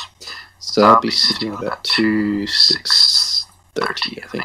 2,6. Maths is not my strong suit. It depends. How much did you have already? Did you have? You should all have had about 1,800. So add on 7. That should be about 2,006, something like that. I had 1,900. 2,900? Yeah. I had 1,900. Oh, you had 1,900. So then you're on 26. Yeah, 2630. Yeah. So you should be around the Wait, you were 2,500 to 100 ahead of 2,000. me. Hmm? You were 100 ahead of me, like exactly. Yeah, he did some Yeah, crazy should've shit. been. He did some crazy paladin shit, you know. Ah, I might have actually added that on already. Yep. So, yes, you got XP. I will tell the others. Oh, I'll put it in the chat actually. Oh, I don't have the chat up. Ah. Okay. So, I can throw it in the chat if you want. all right. If you chuck it in the Facebook chat to update Apricity, who is having a lovely time but missing D&D, just update her that she's got 700 XP for her. And yes. Okay. So you've got your XP. You're feeling revigilated, rejuvenated. You've got your hit points back. You've got your everything's all hunky dory. So what y'all gonna do? The for the sake of argument, Arissa is wearing the goggles and sort of looking around, like, huh, the world looks so bright. And the gnome is still sort of like pretending that she's not upset about your letter, I think. So they'll let you guys take the lead for now. Yeah. I'll fold the letter up and put it in a pouch. Okay. And then look around at the others and go, well, I guess we should head north, right?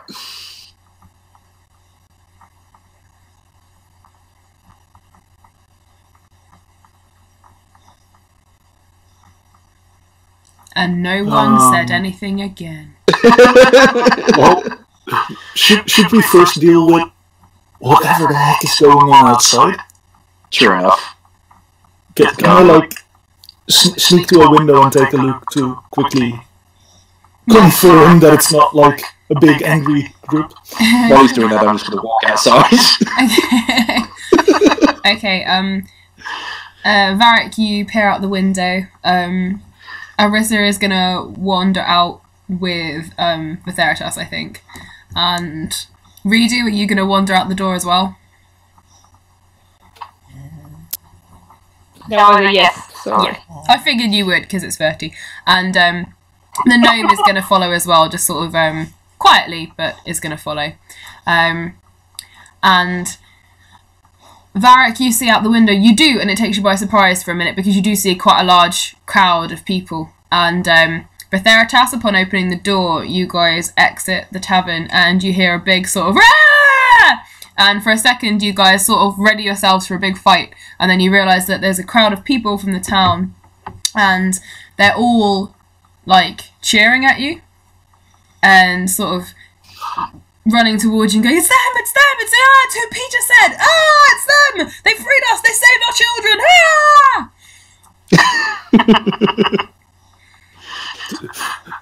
To be fair, Varric is right now considering asking them to tell that to the people in the forest. But that might not be a good idea.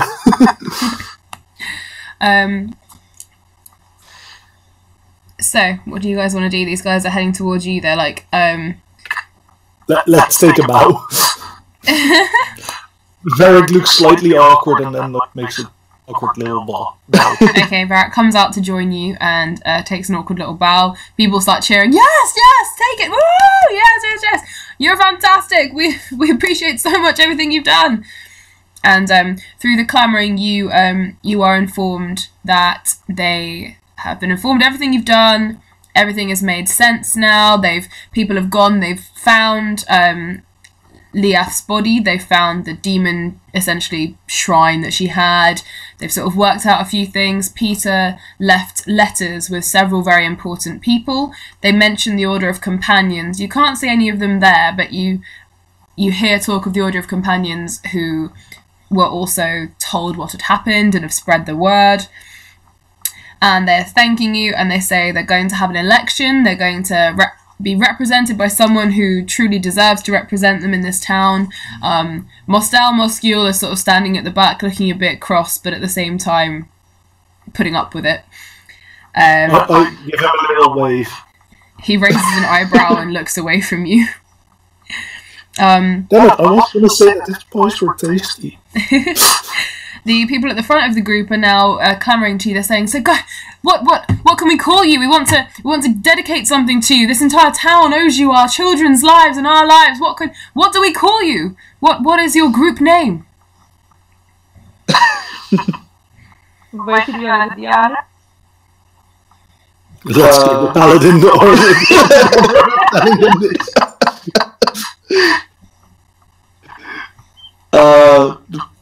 Especially if you two have both done that, like, verbally, he's going to look at both of you with a raised eyebrow. Touch the pouch that the letter's in slightly and goes, call us Carnal Eclipse.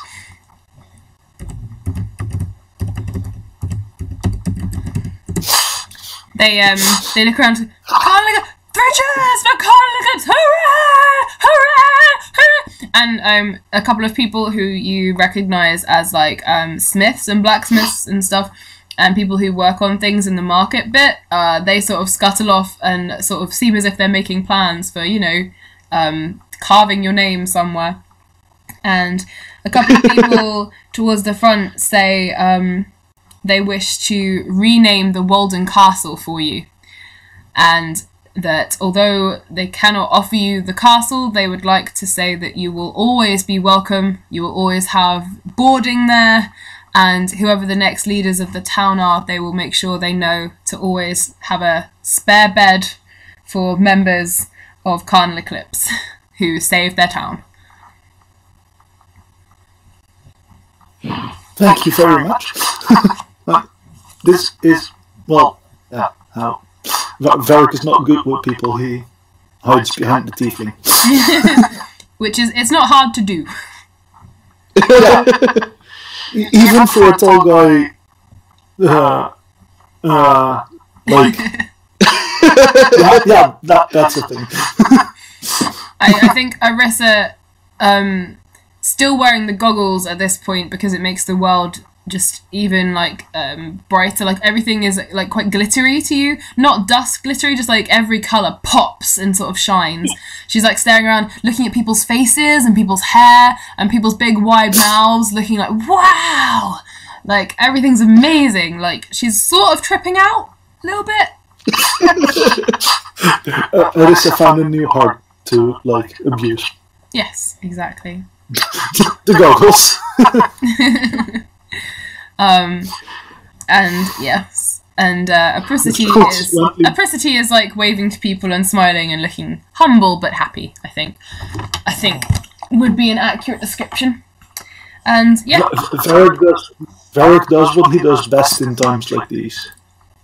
I take out an apple and I eat it.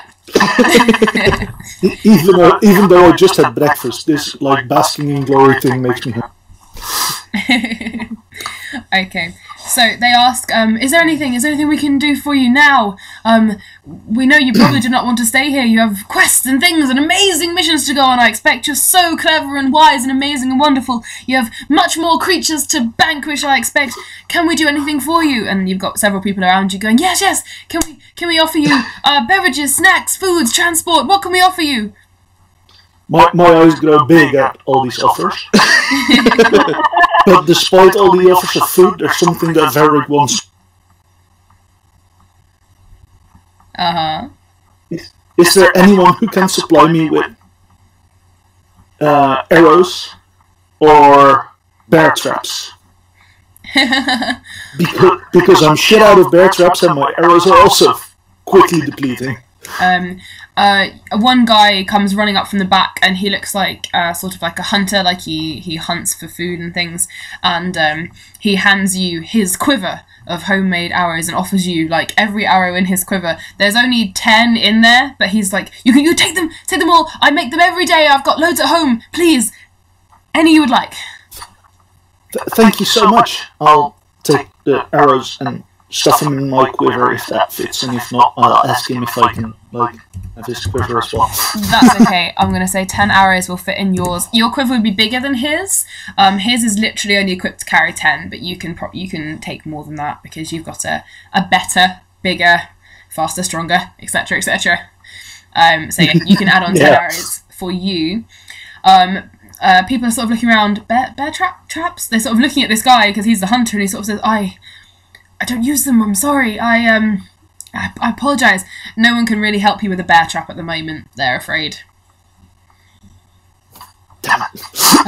And they offer to the rest of you, so like Redu, Vitheritas, obviously Arissa if you want to type anything, and they say like, anyone, can we do anything for any of you? Food, glory, drinks, jewels, riches. Well, we haven't really got any riches. It turns out that the Walden Vault is empty, as was Leath Monroe's. But we're working on it. It's going to be great. We're gonna do it. Anything we can offer you? Keep your wealth, good fellows. But if you could point us in the direction of where we could possibly purchase mounts, as we really should be travelling north in short order. Ah, of course, yes, of course. Would you... We need the means. Would you like a wagon, or would you like horses each? Would you like bulls? What would you like? Anything for our saviours. I would love a horse. I'm on a horse. I would love a horse. But not in that way. It did sound very enthusiastic then. Okay, so what... OC for a second, would you guys prefer to sort of have horses each? Some of you, like you can have separate horses, you can have horses pulling you, you can have like a covered wagon. There's many, they're sort of pointing towards the entrance to the town before the market. There's like, there's open wagons, there's almost like caravans, there's wagons with roofs is just a place to sit with a covering over it. There's awning, there's bulls, there's horses. There's not loads, but there is choice. I'd say a wagon that gives some way to store stuff and possibly, like, give some cover. Okay. I expect that Apricity might prefer... Yes, thank you for asking her. I was going to say, I think the gnome would prefer a wagon over a horse. I was thinking of gnome on a horse. I'd love to see her on a horse, but I think she'd probably prefer the wagon, so thank you for asking. We will take her vote. The boar was also offered, so I'm gonna offer her the boar. I'll take a separate horse. So, Alright. Is there a horse that can carry a tiefling dude? I mean, tieflings are pretty big, right? Oh yeah. Yeah, there's a solution to that. They sort of look around each other. And they sort of look desperate to not offend you, but then, yes, one! And you're shown this, like, Shire horse.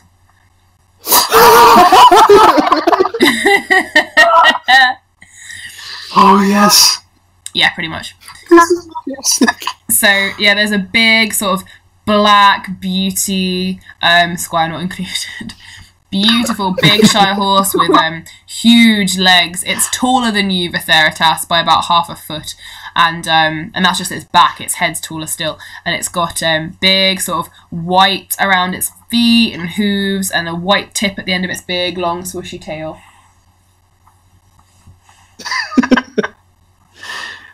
Thank you. Can I get a horse as well? Of course you can. Yes, Apricity goes for the boar! Yes! Okay. Alright, so we've got one horse. I'm not spelling properly. One horse for Varric, one Shire mount horse for Verti, one large boar apricity. And did you guys want a wagon as well? Redo, do you want to ride a horse or just sit in a wagon? A horse. And one horse. Redo. Arissa likes wagons, but I'm not sure if she'd prefer a horse just now. I mean, Oh, she's listening in now. Can you? Would you want a wagon or a horse or a boar? the boar's Or probably a a bit donkey. small for a human to ride. Two boars in a small wagon. Arissa is presented with a beautiful white pony. In the meantime, Apricity also would like some short bow arrows. Okay. Tell her she's given how many would that guy have? Because they're short bow arrows. So tell her she can have 7.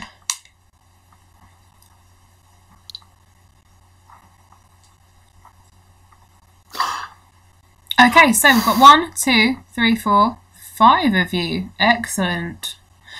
So that's everyone covered. So you're all given. You've got a beautiful white pony with the goggles on. It's glistening in the sort of dappled sunlight, and it sort of shakes its mane in almost slow motion, like which Arissa gladly leaps up onto, and in her enthusiasm nearly falls off the other side, but sits astride it, looking magnificent. One sort of brownie horse, looks like a sort of woodland pony, the sort of thing you'd find on the moors, which you quite like, Varric. And you jump up onto that. Large shire horse with big cloppy hooves for Vertheritas. A very large boar, which Apricity takes, and they sort of look at you as if, you know, this is usually taken for food, but she jumps upon it and gives it a kick, and it sort of like bucks around but looks fairly happy. And Redo, you've got a black horse, completely black. What colour is my horse? I'm just gonna write all this down. Fruity, I sent a mask. Sorry. God. Thank you, lovely. That's it. You're absolutely welcome. We absolutely appreciate anything you do. You're welcome here anytime, and maybe next time we'll actually have some money and we'll be looking good and excellent, fantastic. Thank you so much. We adore and appreciate you. Thank you so much. No, you got this wrong. I wasn't thanking them. I was thanking you out of game. That's alright. In that case, I'll thank them. I mean, I will give them a nod. But that's it. Can we dye her black horse purple? You're gonna be mean to a horse. That's just mean. Okay, a magical way that like the horse appreciates. I'll let you work on that. If you can find a spell book that lets you do that, then I will let you do it. Alright, so are you guys going to do anything else, or are you going to head off on the road out of town? I'll take the lead on the giant shy horse and slowly lead it through the crowd, sort of wave at people.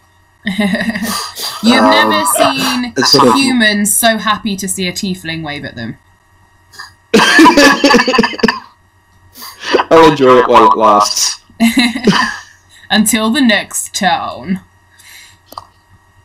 Okay, so where are you guys going to be headed? What is your plan? I think so far the plan was to go for William and then swing west back to Port Arm to possibly catch a boat to Risha. Alrighty. But I'll let it up to others to like confirm or deny what I said. Well, that's roughly the plan with what the therapist is going with so far. Unless anyone decides to shout out another suggestion. Yeah. I mean, I'm not So, are you really going to endanger the apricity? Yeah.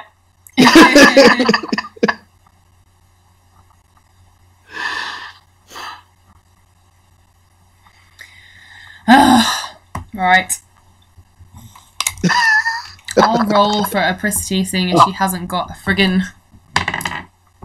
Ah, alright, she did fine. Okay. Apricity manages to stay on the boar, which is mildly distracted by the butterflies, but manages to shake its head, and as it shakes its head, they all sort of disappear because he catches them all. It's a cantrip. She's casting it again, isn't she? I mean, I could, but...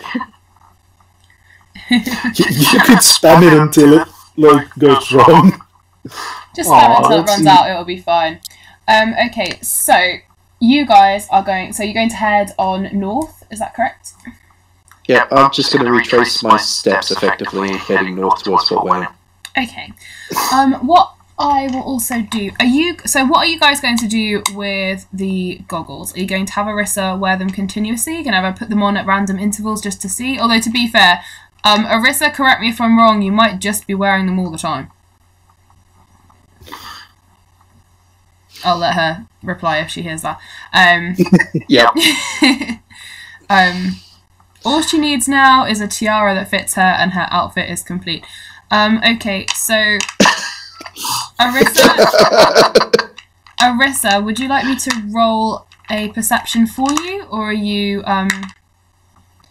able to roll yourself for a bit? I can come back now.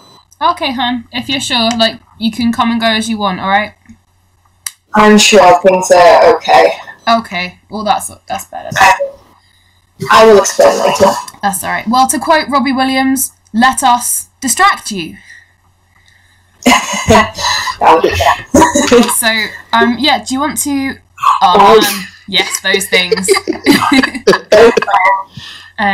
Also, this tiara, probably. Let's have a look. Oh gosh, yes. Why am I rolling perception? You're rolling perception. If you still have the goggles on, you're rolling perception. But if you don't, then you don't have to bother. But I'm assuming from what you said that you're enthusiastically keeping them on because, my god, they look fantastic. You're very Luna Lovegood right now. Yeah, my pony looks amazing. Yeah, your pony is literally like the brightest white ever, but it's not like hurting your eyes, it's just like dazzlingly wow. Okay, so I'm going to roll a 3 and get a 2. So basically you saw the goggles and not... I'm too distracted by my beautiful dazzling horse. Yeah. Who might make dazzle. Too distracted by the beautiful dazzling horse at the moment to really anything. But everything around you looks pretty. Like the whole world is just an array of colours and shapes and shiny things. It's magical. It is like tripping. It's amazing.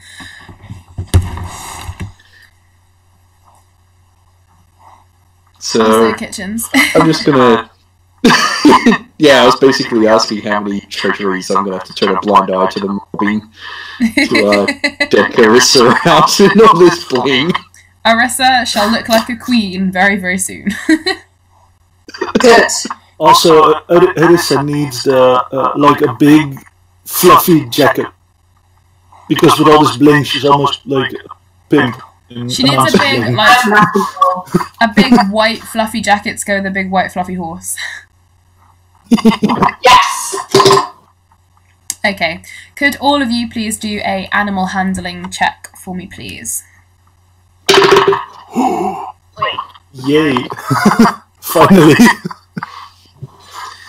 I've basically been preparing for this. Okay. I mean, the DC is not too high because these are like trained worker horses. They are trained to sort of like follow in procession. So it'll mostly be a case of how much control you have over them should anything go wrong. Not that it ever would. So I can make him turn left by blinking my left eye, basically. Well, 23. maybe not quite that crazy because he can't see you, but you could do like a little you can gently nudge the side of him and he'll like move to avoid a little pothole in the road and stuff. Redo and Arissa, you don't have a great deal of control over your horses. They're not out of control, they're not cantering away, they're sort of just trotting along, but you have to really pull on the reins if they seem to like get distracted by some blades of grass down by the side of the dirt track and things. Because there are proper roads, you're in Baursin, so there are roads that have been made. They've got like cobblestone and dirt and things, so you're on proper roads that are leading you in the right direction. There was even a signpost that pointed you north. Navigating in Baursin is a lot easier than Travise.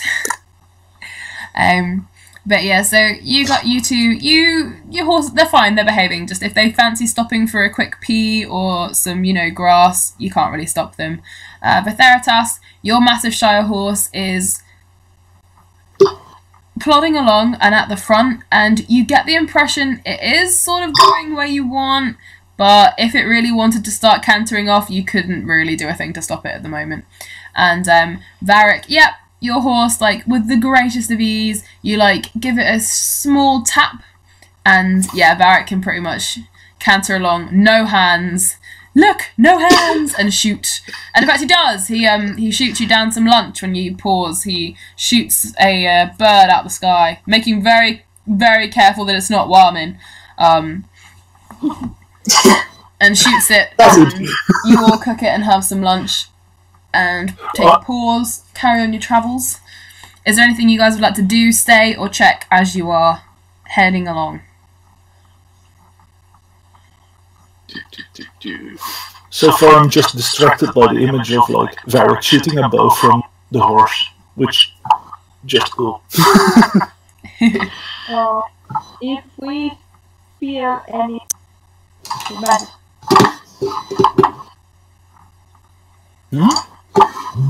Sorry, I'll say that again. If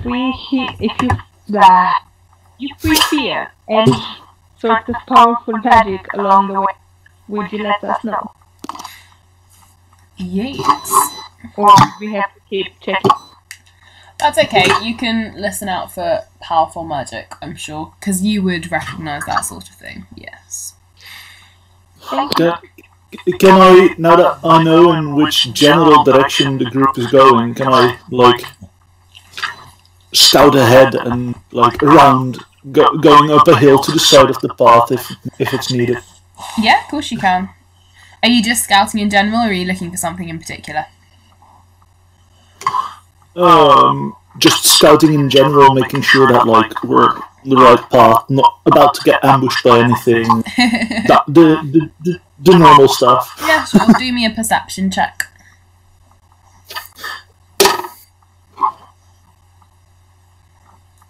I might not even see my horse with this.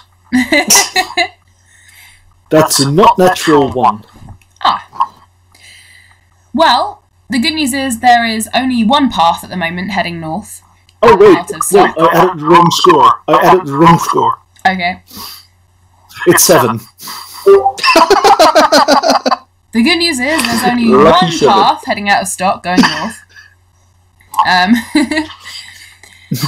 You follow it and you head off to either side and occasionally practice doing some target practice, and oh my god, what is this? It's an amazing song. I love it. Okay. I immediately recognized it because after you sent it to me, I've just been like having this stuck in my head all.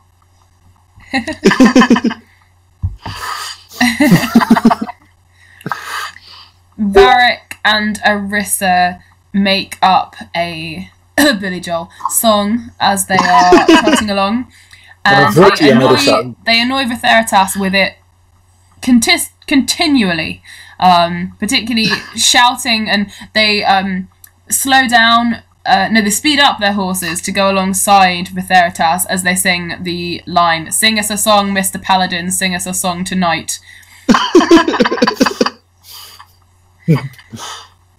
And they keep everything up and chipper. And Vitheritas, you can decide if you enjoy this or not. I'd say by the 10th rendition, it's probably getting a little bit stale.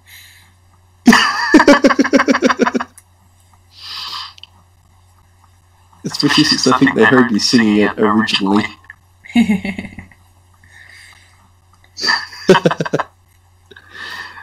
I'll change tunes and sing a different song. Alrighty. Will only make me sing louder.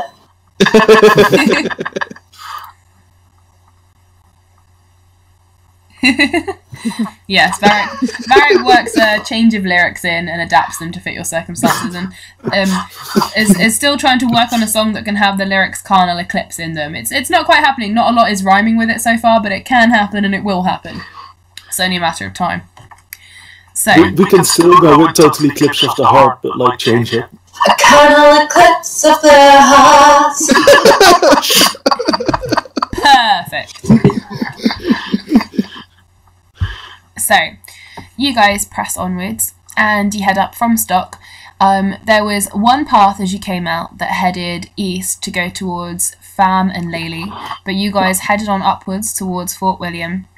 You went across not very hilly, sort of like fairly flat, like fields and trees and things. Nowhere near dense, a lot of sort of dirt paths and quite a lot of flat. Sort of like the Midlands before you get to the high bit where there's loads of mountains and stuff, just quite flat. And you trot along. There's a few ridges and things, and Varric, as you go off to scout, you can sort of see ahead, but the path is continuously straight and cobbled. Occasionally you pass traders, you pass some people on foot, you pass occasional groups of what seems like families who are travelling and going back and forth, and eventually you find yourselves around halfway towards Fort William.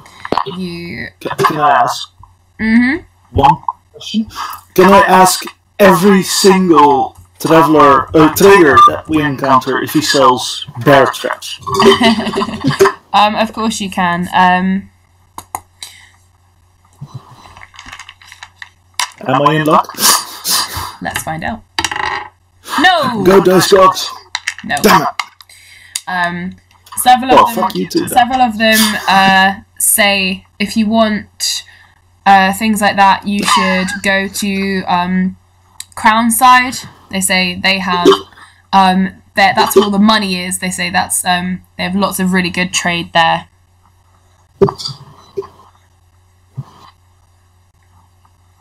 Okay. That's good to know. I'll note it down.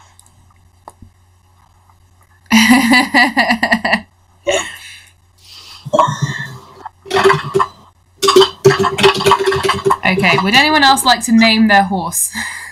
Oh, I think Vitharitas, we all have at this stage. Vitharitas, what did you name your horse?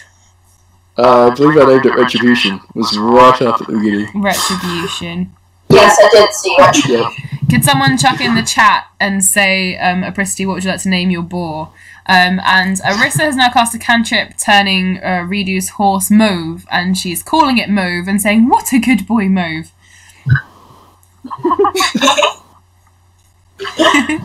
Mauve's a perfect name. Varric, what would you like to name your horse, if anything? Matika. How do you spell that? Is spell it above my cantrip. Matica, there we go. Okay, Matica.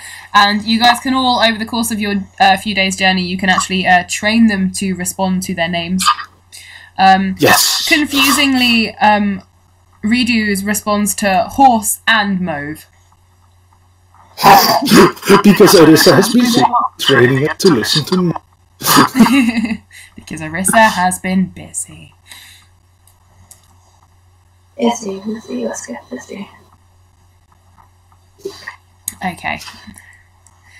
Oh, Okay, Arissa, roll me an animal handling check, please. Yeah.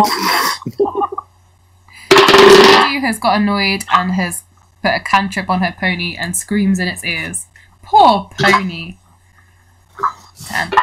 Okay, Arissa, your beautiful white pony,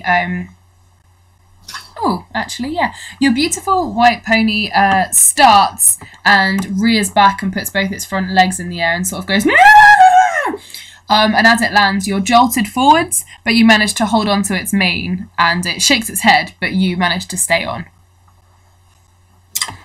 that's good. That is good. That is good. So, Arissa, can you now please roll me a perception check, because you have been shaken, and as you sit upwards, you will be looking. Nat 20. Sweet! Right, give me a second. It's twice now I've rolled a nat 20 on perception. What the hell? Arissa, are you okay? She's actually awake. Yeah, I know, right? What? Can I roll insight to see if this Arissa is still the same Arissa? I'm not secretly. No, I'm not really. I'm just seeing if this is nice. Blue It's a bit... No. It's a bit uncheerful for me.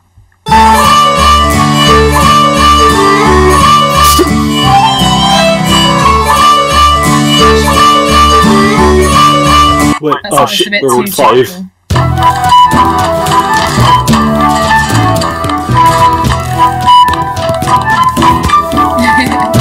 I like it.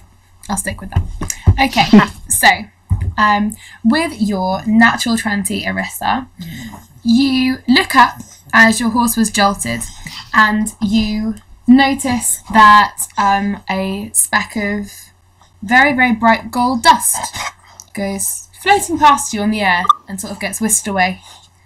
Just one tiny little speck. Is it going in the same direction we're going? No, it's coming from the south.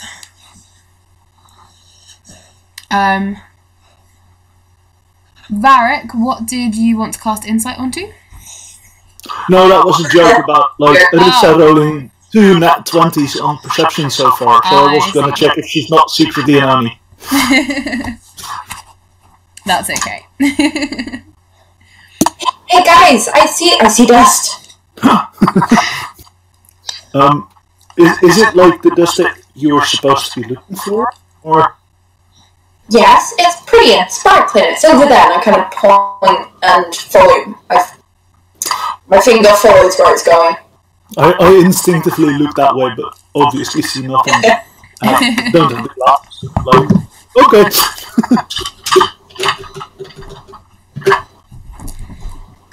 Yep, the boar's name is Biaraz, which is awesome. Okay, you've now named everything. Yay! Okay, so, sorry, carry on your conversation, just interrupted that for the boar. It was an important interruption to make. It was. Very important. So yeah, I'm following the dust with my finger. I'm following it with my horse. Like, turning my horse towards where she's pointing and like... At the moment, Arissa is following the dust speck, and it's sort of caught on the wind, and it drifts, and eventually vanishes up into the clouds, but so she's now pointing sort of northeast where it went. Oh shit, mischance. We could have contacted the angel as soon as we saw the dust.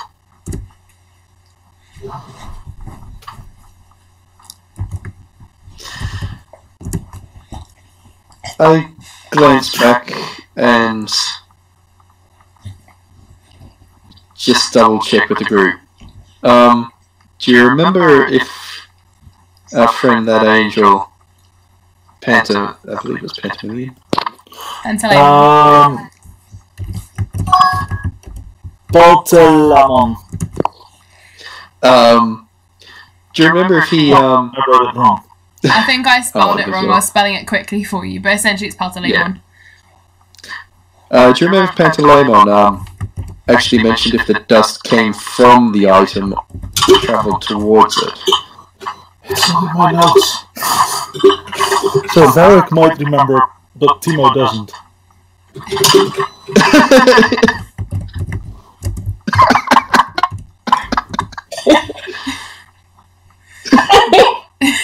Oh no. I can just imagine you all shouting into the wind, "Pants!" Oh, I need to start playing this angel more like Castiel.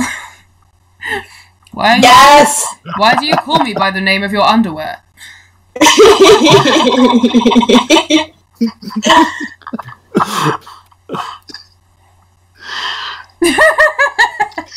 And if you stand under him, you are underpants.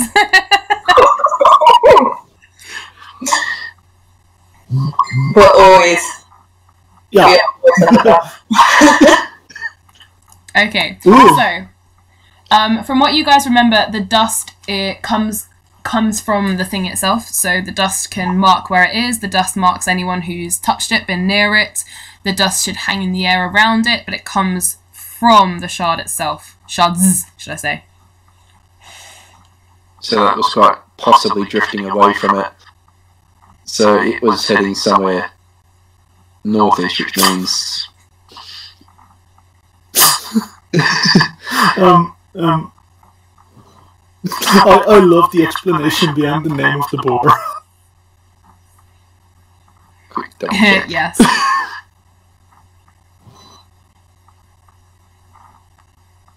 It's Boar the Boar! That's majestic. Well, come on, you've now got Bull the Boar and Horse, the poor things. Her name is Move. She says that so seriously, she even, like, lifts the goggles up for a second and goes, his name is Move! And then puts them back on, like Miss Piggy. Is it a bit like the This Is Mahogany? I officially give Arissa permission to say, Mahogany! It is not off-white, it is cream! I can imagine a recipe for Yeah. just adding a bit of Effie into her now. It's not blonde, it's sunshine yellow! It's titanium. Which is the colour of the wig I'm going to get for her. Titanium.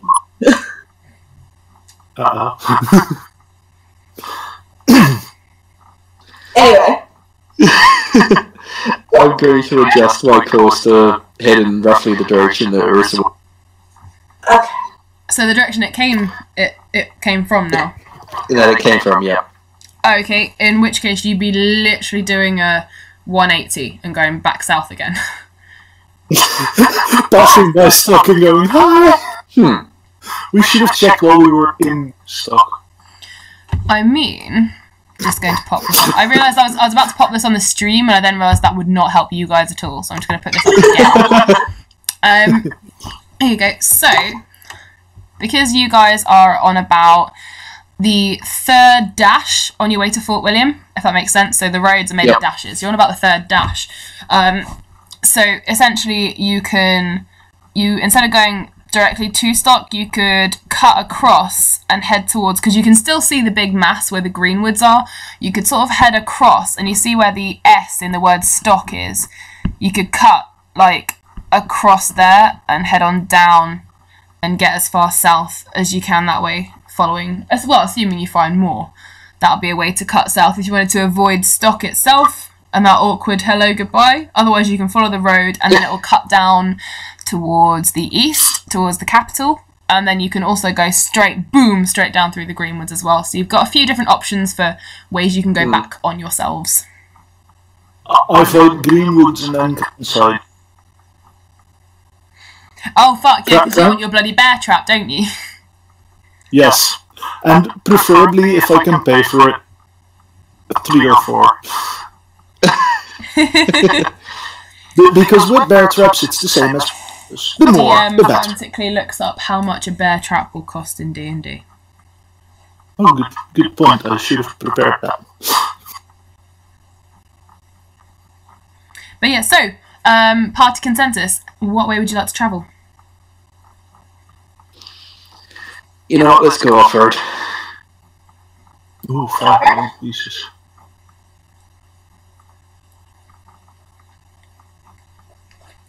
I want to be covering the same ground I came through on anyway. William. Alright, cool. Varric, can you make me a perception check? Because you would be able to see this a lot easier. And Arissa, do you want to do me another perception with the goggles on? Alright. I would be able to see this a lot easier. Okay. This makes up for my last 2. That's good. I roll 23.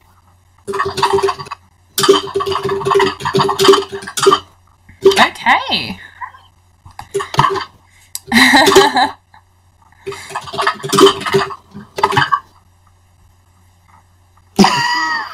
Yeah, Arissa, you're now seeing sort of like white sparkles coming off the dazzling mane of Razzle Dazzle, who is living up to his namesake. Varric, oh my god, Arissa, you can braid it as you trot along if you like. And Varric, you can see the greenwoods quite clearly from where you are. In fact, you can stand on the back of your horse as it's riding along, balancing, just to double check, and you can see the big massive, there's a few hills in between it, but you can spot the mass of green trees, which you recognise. Awesome. Guys, let's go there. And I keep standing on the horse just because, well, what if I'm not? I'm on a horse.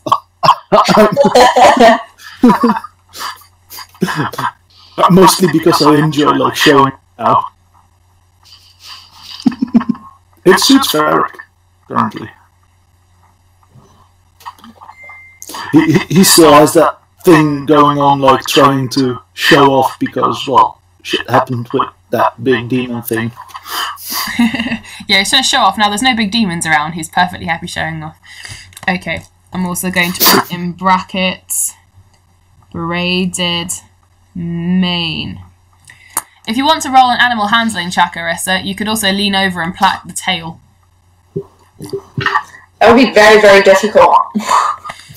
I mean, just as an idea, you can try, or you can wait till you stop for the night. That's fine. I think I'll probably wait until I've stopped for the night because I used to do horse riding out of character, and it'd be very difficult to reach the horse's tail.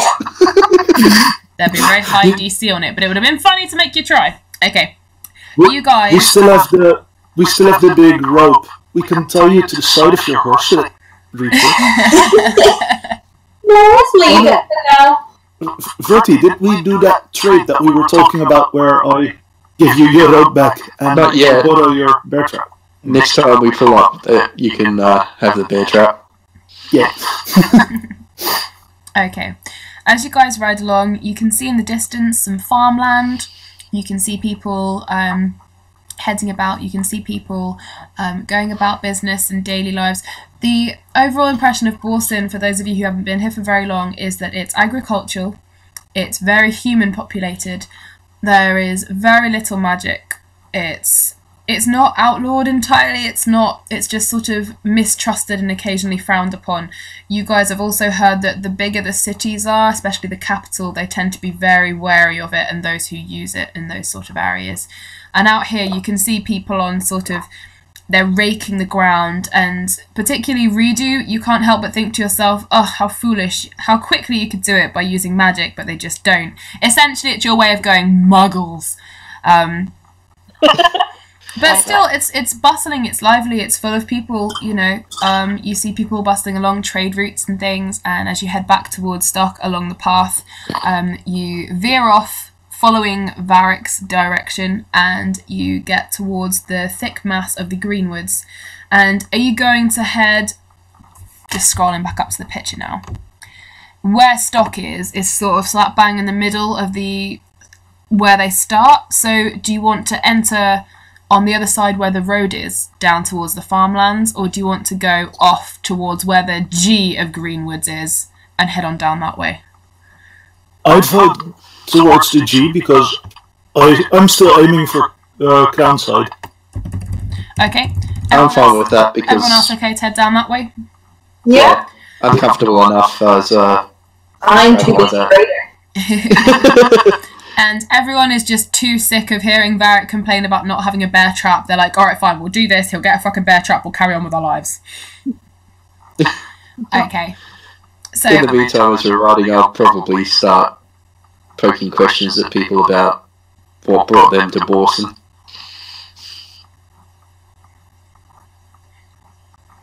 So guys, what brought you to Baursin? Presuming anyone actually responds to that. Yeah. I just point towards Arissa.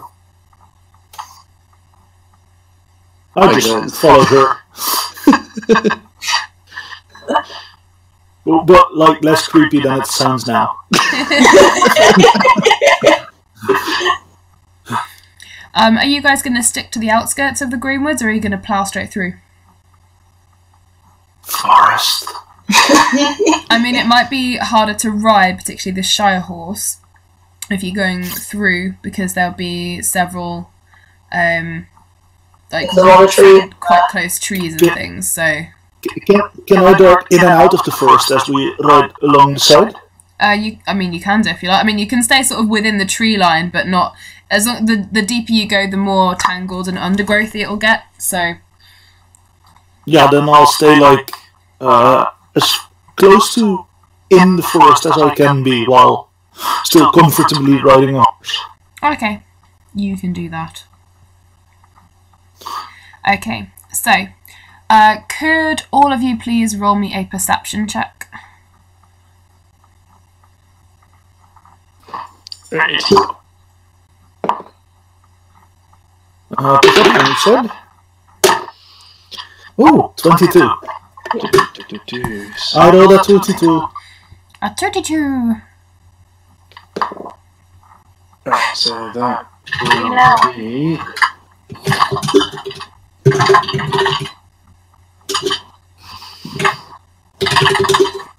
A 22. That almost sounds like a 32. I wish I rolled a fucking 2.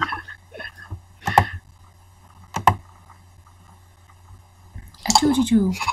Ooh, I found pictures of bear traps and chains. That's useful. Uh-oh. Bark, no. Barrack, put it down. Walk away. Okay, so... Okay.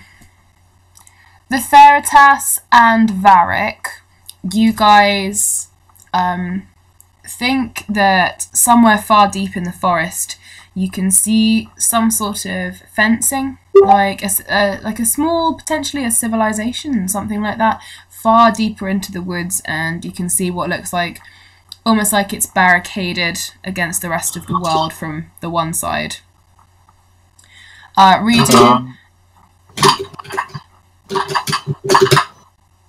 Redo, you're distracted by Risha calling your horse Mauve, and that infuriates you. So you're focusing on, not tripping over tree roots and leading your horse in the right direction. Apricity and Warmin are learning new tricks, like how to dive from a great height and things. And Arissa, you think for a second that you see another few specks of dust drifting away along the air, but the sun gets in your eyes and you lose sight of them for a while, but they still seem to be coming from the direction you're now heading, from the south. Okay. I'm presuming I'm relatively close to Varric. You can be, yeah. So I'm going to tap him and point in the direction of that fence. Yeah, I saw. Guess that. Do you want to have a look and see what it is? Possibly. Seems like a good idea. However, it also seems like they are not very fond of visitors. That's why I was suggesting you have a quiet look, rather than the rest of us clumping up with horses. Can I tell the horse to, stay near Verti and his horse? And tell the Verti to, make sure my horse doesn't die? I take hold of the reins. And I'll just, you know what, why not? Give myself that advantage if I'm going to sneak up. I'm using Mask of the Wild while I climb in trees. Okay. Do I roll stealth to, yes. make sure that I'm hidden? Yes. If you're looking as well, you could roll stealth and then perception to see what you see. Okay.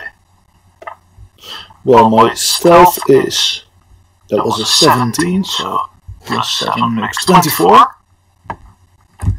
Okay, 24 for stealth, yes? Yeah, that's the stealth. Oh. And then the... Ooh, natural 20 for the trying to see stuff. Ooh, okay, well done. So, just gonna make that bigger. I like this dice. So, you sneak along and you manage to stick to the trees and stick to the cover, and you almost move, and with the flutter of bird wings and the breeze every time you put a step.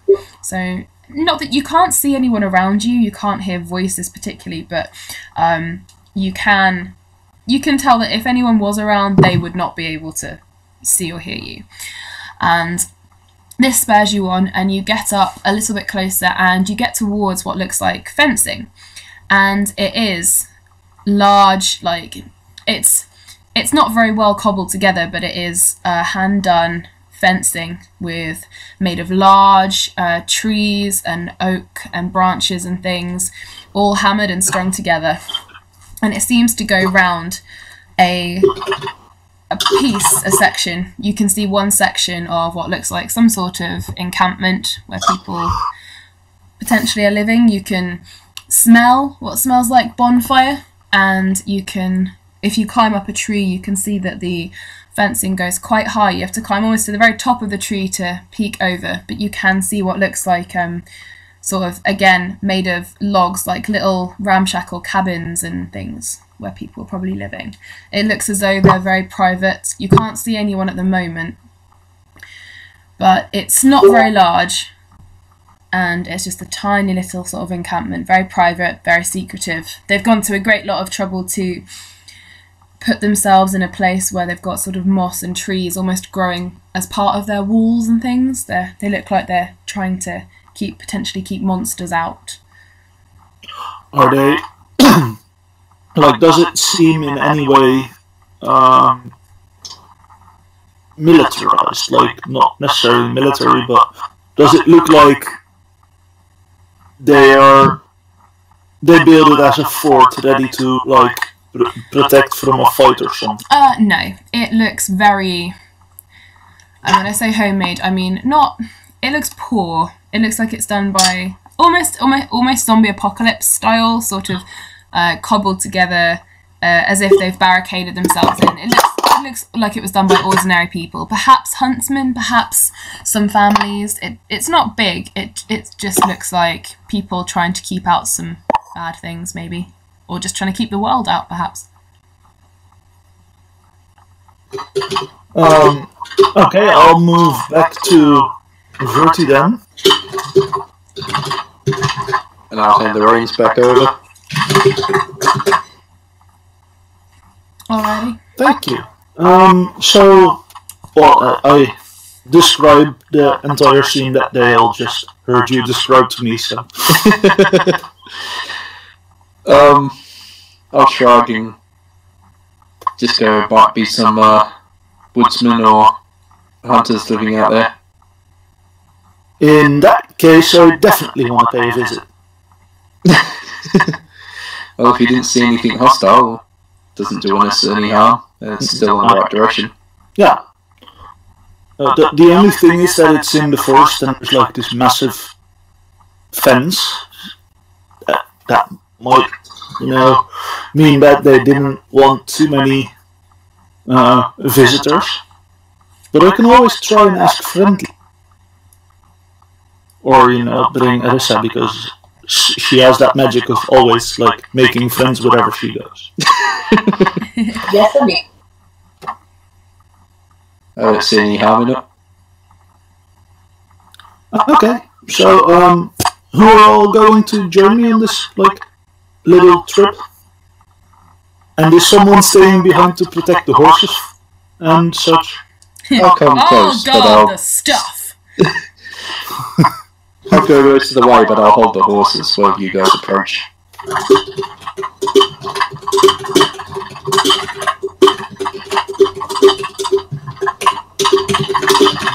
Frantic typing. Yeah. Yes. Sorry. Okay. I saw that. Now I don't hear you. Fuck's sake! Now I do. Sorry. I said, I suppose I'll come with you then, Elf. I love making new friends. Please tell me she actually sings that. Okay, hang on, let me do it in her voice. I love making new friends. Oh no! Oh no. Oh no! Arissa never told the guard the story about pigs! The guard shall remember this. This is a It's like when that appears when you're playing Dragon Age. Yes! God, I remember this.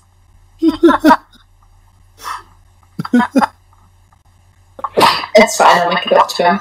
Work.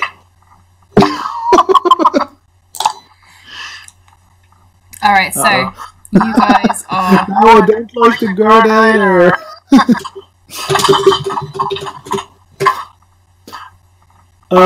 So I guess we go closer to the, like... Okay. Villagey hideout. Try and sort of jump and climb over? Are you going to look for an entrance? How are you going to approach this? Did I see anything that seemed like it was closer to the entrance? Not from that side. From that side you just saw like a wall. But it was not big, right? So travelling around would be possible. Yeah, I mean, if you want, you can do a once over. You can skirt around the edges and have a look, see if you can see like a doorway or anything. I'll take a look then. Okay. Varric trots off, and he has a quick jog, and it takes you about maybe 10 minutes to run the entire circumference of the little encampment.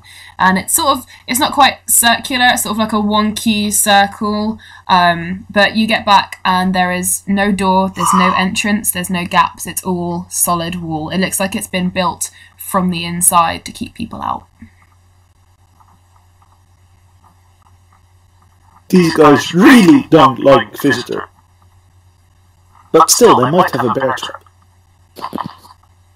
And some additional rations or something. Would anyone mind if I took a quick peek on the other side of the wall?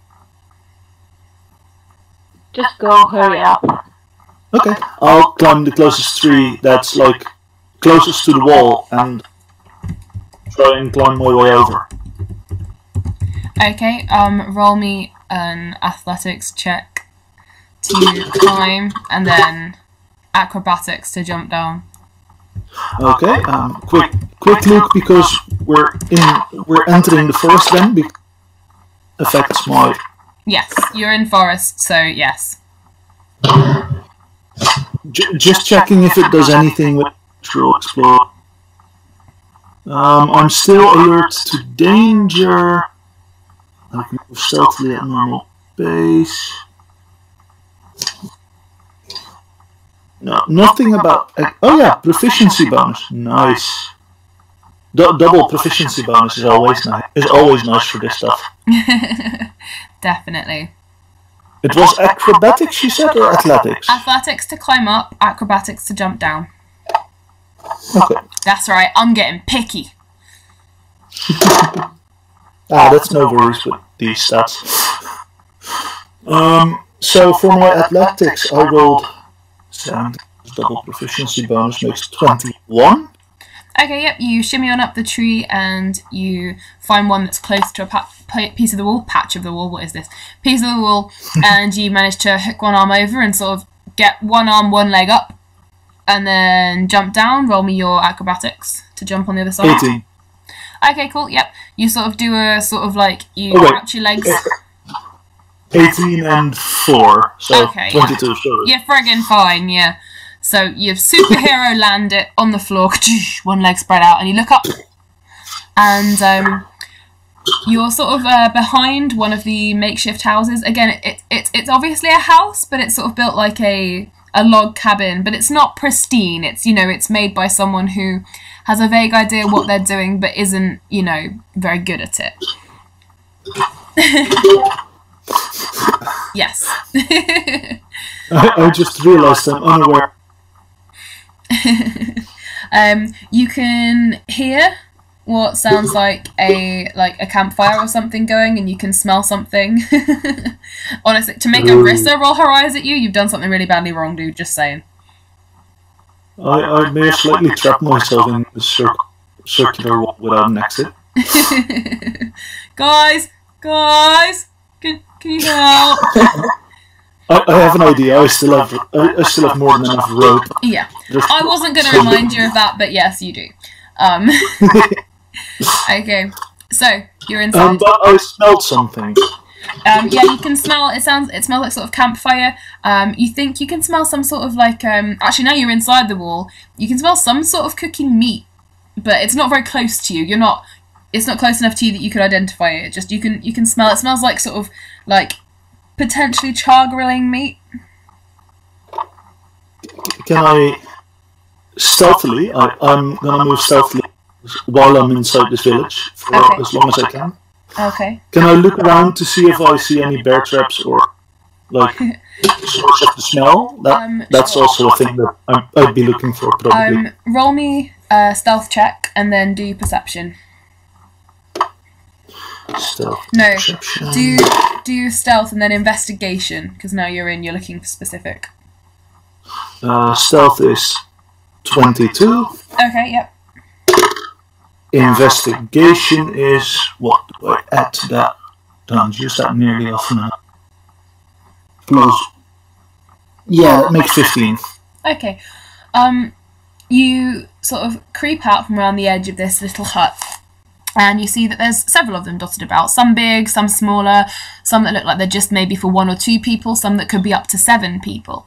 And you realise you're in a little sort of encampment, and you can see like makeshift tables and like a sort of open shed where tools and things are laid out, and that's on the other side. So you head towards that thinking that could have some sort of bear trap in it. And as you're crossing what would be sort of essentially the main square of this tiny little village, you step on something that crunches, and you look down and it's like a human arm, and it's like an arm on its own, and you've just stepped on one of the fingers which has crunched underneath you, and like the bone has gone. Okay. Yes. I step off of, obviously. Okay. And then, like, even more cautiously and stealthily, I try to make my way towards the shed where the tools and the bear traps presumably are. As you still also looking out for the meat. Yeah. Goes. As you head towards it, you come round one of the bigger houses, and you can see the campfire.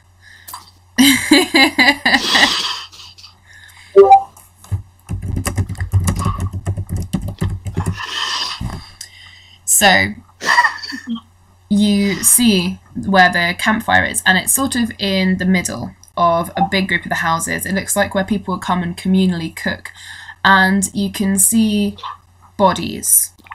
Like, there's blood, there's splatters, there's doors smashed open.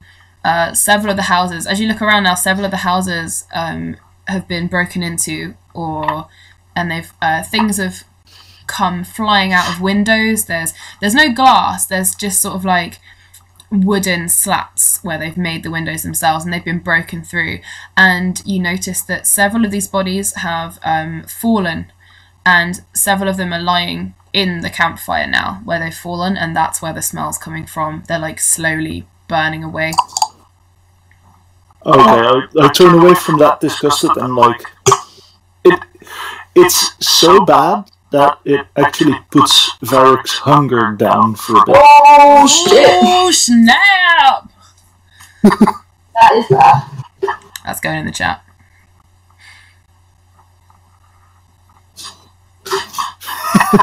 It's a big news thing that Varric isn't hungry for.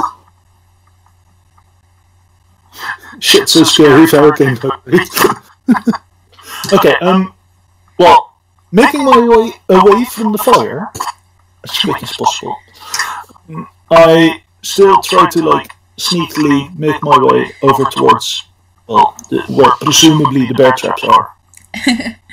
Vitheritas, your massive Shire horse retribution, leans down and whilst looking you dead in the eyes, chomps a bit of the jerky out of your hand.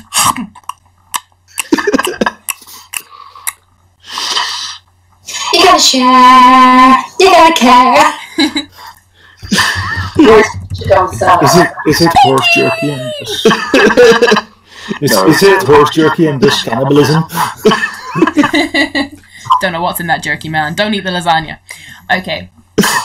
Varric, you cross several more bodies on your way there, and you notice that they have like claw marks in them, and several of them have been like ripped apart, and there's like other limbs like arms, legs, slashed and ripped and chomped on as well.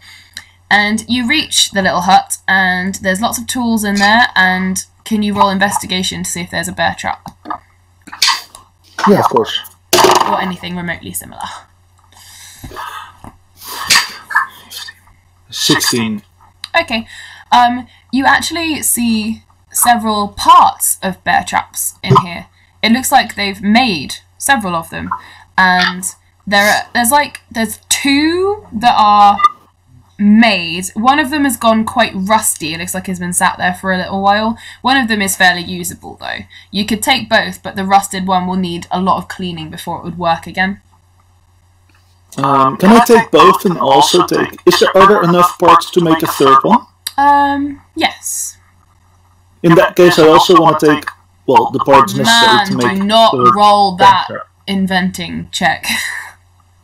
Do not fail that when you roll that later. Okay. Yep, so you can take the parts for one. Shit. That's a thing. The, like, seized up and rusted one, and one perfectly useful one as well. Awesome. Awesome. I put away the rusted one and the parts, like in my pack, and the other one I hang in a loop on my belt to my side, so that it's easily accessible. In the exact spot that the previous bear trap was. Okay. The one that I sacrificed on a bit of demon face. Okay, can do. Alright, so, is there anything else you would like to do while you're in this, for want of a better word, village? Well, after all I've seen here, there's one thing that I'd really like to do, actually. So, is there anything, like, heavy, Jen? But not too heavy that Varric would be able to throw it, but more like grappling hook over the wall kind of thing. I was going to say there's an anvil in the corner, but no, not that even would be slightly difficult to throw over the wall. Not even you, Vitheritas, and the Shire Horse Retribution could carry that. So, I mean, there's bits of... I mean, there's quite a heavy-looking... it's like a small workman's forge hammer. It wouldn't do a great deal of damage. Like you could probably hit someone on the head and do a good swing, but it's not like a war hammer. It's like a sort of a worker's tool, like to chisel shapes and stuff.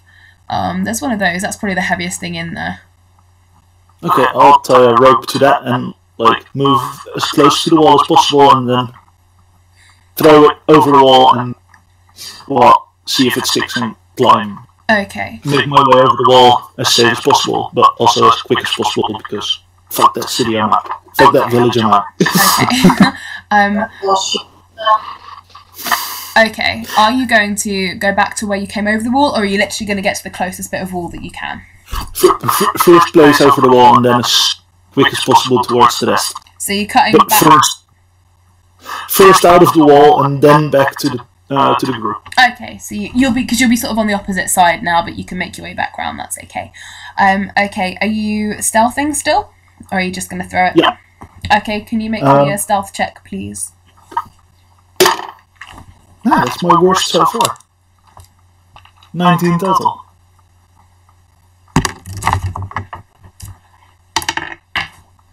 Oh. Uh-oh. Okay. That sounds like a definite uh-oh. That's not an uh-oh for me. Okay. No, but for me it is. Alright, let me just get my Monster manual out. So, okay. That's not concerning at all. Is this town big enough that, like, out of game? This is out of game that I'm asking this. Is this town big enough that Varric would be able to yell loud enough for the others to hear him? Oh god, yes. You can walk around the whole thing in 10 minutes, so definitely yes. Oh yeah, true. Okay. Totally not preparing to actually, like, yell really loudly. In a bit. Okay, cool.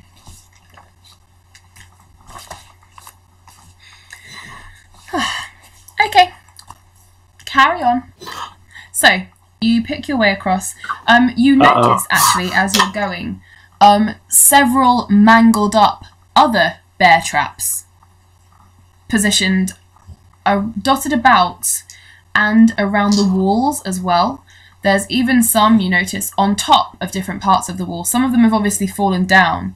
Some of them actually still have, like, things in them where they've snapped and broken something off. It's hairy and dark and matted and looks a bit like a foot, but it's not an animal's foot you really recognise. It's like hairy with elongated claws and things.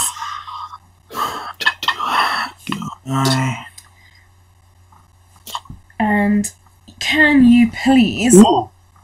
Wait, page 86. Things that I need to check real quick. Mm-hmm. That might save my butt once again. I'm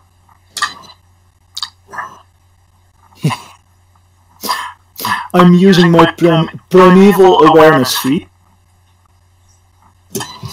Okay. Which means I expend one spell slot. Mm-hmm. But I get within I get for 1 minute within 1 mile.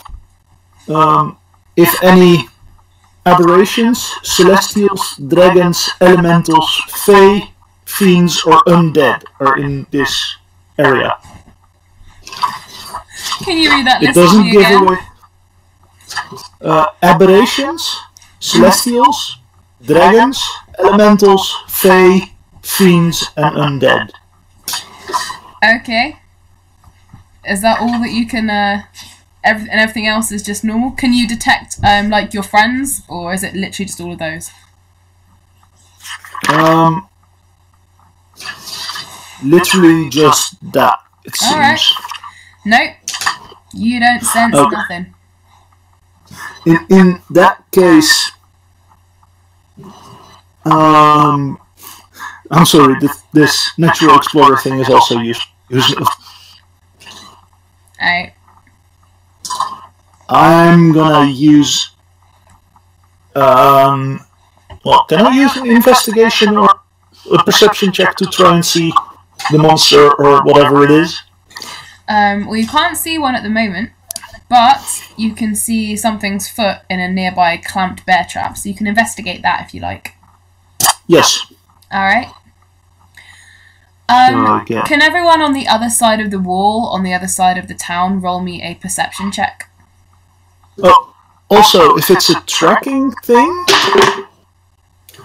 I get their exact number, their size, and how long ago they were there. Alright. If it counts as tracking, that I see a foot there. Potentially. Nope. Okay. Arissa, it's a beautiful day. Everything is shiny. It's wonderful. You're looking forward to seeing more gold glittery dust. It's going to be fantastic. But Theratas, you think you hear some sort of scuffle, but you're not sure, and the horse is looking at you again as if to say, feed me or I bite. Redo, you hear something growling from inside the wall. That's and not good. Varric, what did you get for your investigation? Apparently I didn't roll yet. I don't know why. That's alright. 16. Okay. And I get double proficiency, so that makes 18. Okay, you will have to forgive me if it turns out that you have, but as far as I know from your backstory, you haven't seen anything like this before. But from what you can tell, it's some sort of animal's foot, very long, clawed, sharp feet. It confuses you because it looks like this creature runs upright and on all fours, and there's not many creatures you know that can do that. And it's got like sort of black matted fur, but it's not very long, it's like short fur, and it's got like a very long, sort of humanish foot. Oh my god. Is it Bigfoot? Obviously. And so far, Redo, you're the only person who heard a roar, like a growl. I will roll for Apricity though. Oh, Apricity heard one too.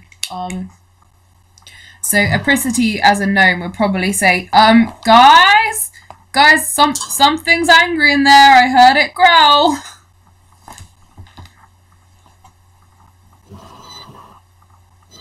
I'm going to hand Risha the reins, sort of go to investigate. Okay. Okay. Arissa, you're presented with the reins of a massive shire horse who's looking down at you as if to say, hungry. And I believe Varric's horse as well, because he was holding both. So you're now holding 3. I can do this. Just don't let go, because then we have a serious. You're holding a means of escape. You've got our escape vehicle. Okay, Vitheritas, what would you like to do?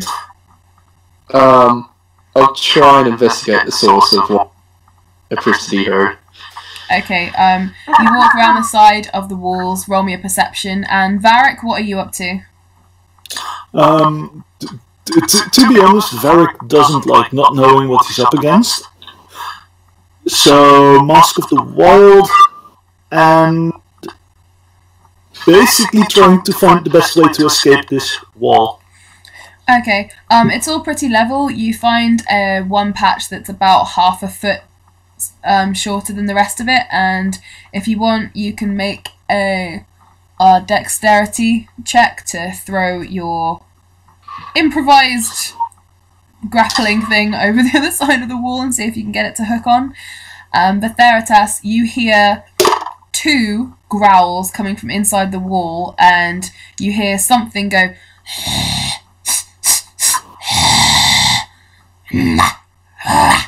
and you hear it travelling away from you towards the other side of the encampment. Okay, Varric, you managed to wedge the sort of hammer thing against some of the wooden planks that are in the top of the wall, and it seems sturdy. Can't guarantee how long it's going to stay there, but it seems to take your weight. In that case, I climb as fast as I can. Okay, can you make me a athletics check for climbing up the wall?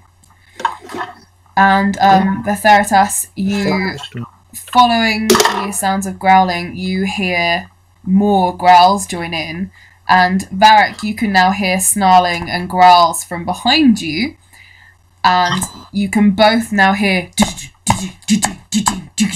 and you can hear like running footsteps that sound like creatures. Some seem like they're running like on 4 legs, and some seem like they're running on 2, like.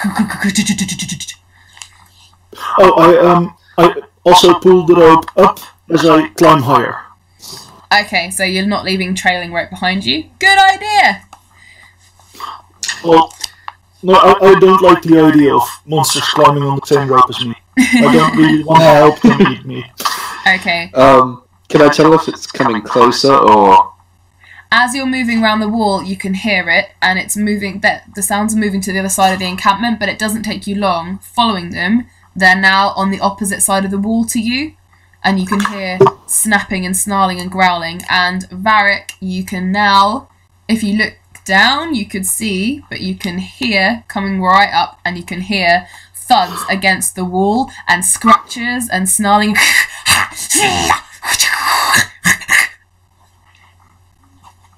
Can I take a look over my shoulder as I climb? You can, and in fact, can you roll me? I want to say dodge, but roll me an acrobatics to dodge, please.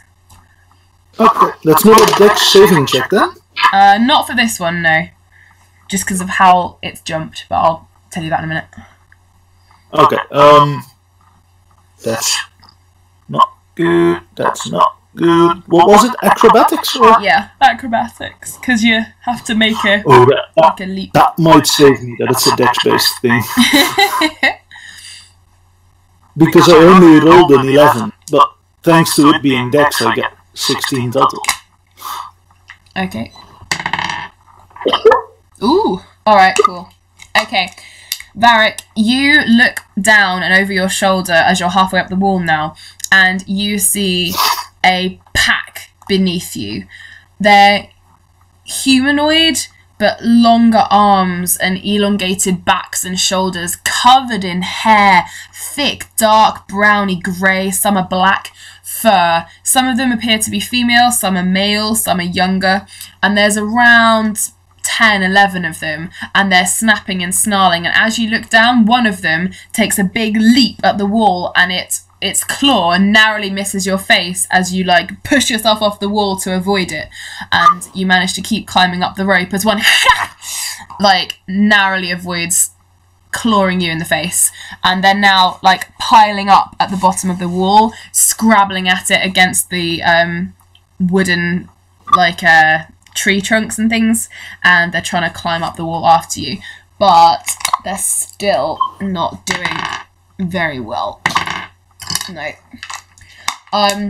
Vetheritas from outside, you can now hear things trying to escape, essentially. You can hear several snarling, snapping, growling things. You can hear sort of howling, you can hear scratching, you can hear things attempting, like throwing and flinging themselves at this wooden fencing that's been made.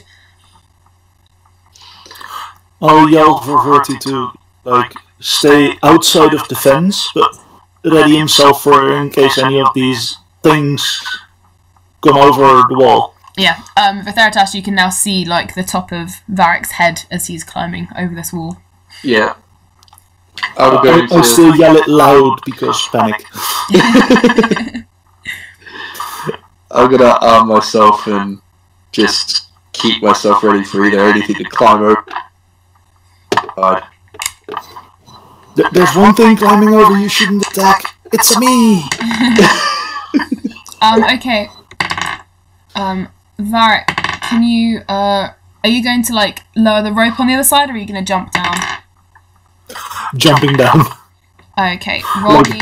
Like hell, I'm climbing up. Oh wait, as soon as I'm on top of the fence, I wanna, like, throw the hammer down to try and, like, hit someone to fall over. Okay, are you gonna keep your rope or leave the rope attached?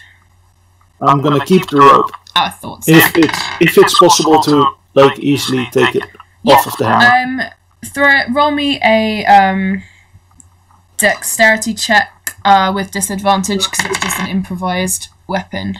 And ooh, fine. All right.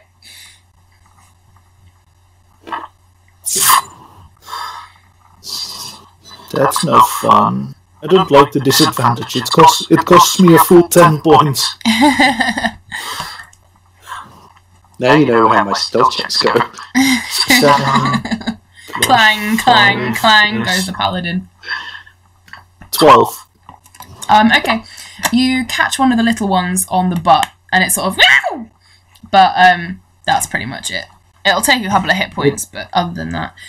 Meanwhile, 2 of the larger ones have managed to start climbing up, and as Varric jumps down to the other side and lands beside you, Vetheritas, I'm going to say 2 things now. The first one is that 2 elongated, hairy snouts with big dripping teeth and claws appear, clinging and climbing up over the edge of the wall. And the second thing I will say is It's now midnight. Would you like to leave it there for the evening? I think that's a good idea. Yeah. So, Considering it'll be 1 for Timo. not to leave it on. I only have the first appointment for tomorrow is at that's 9 o'clock. so I have to be up at around 8. I'll survive. So we will leave it there for this evening then, folks. I'll just stop the recording and then we can talk normally. But yes, everyone shout goodbye to the recording and thank you all our millions of viewers for listening. Teddy bear. Teddy bear. Bye. Bye.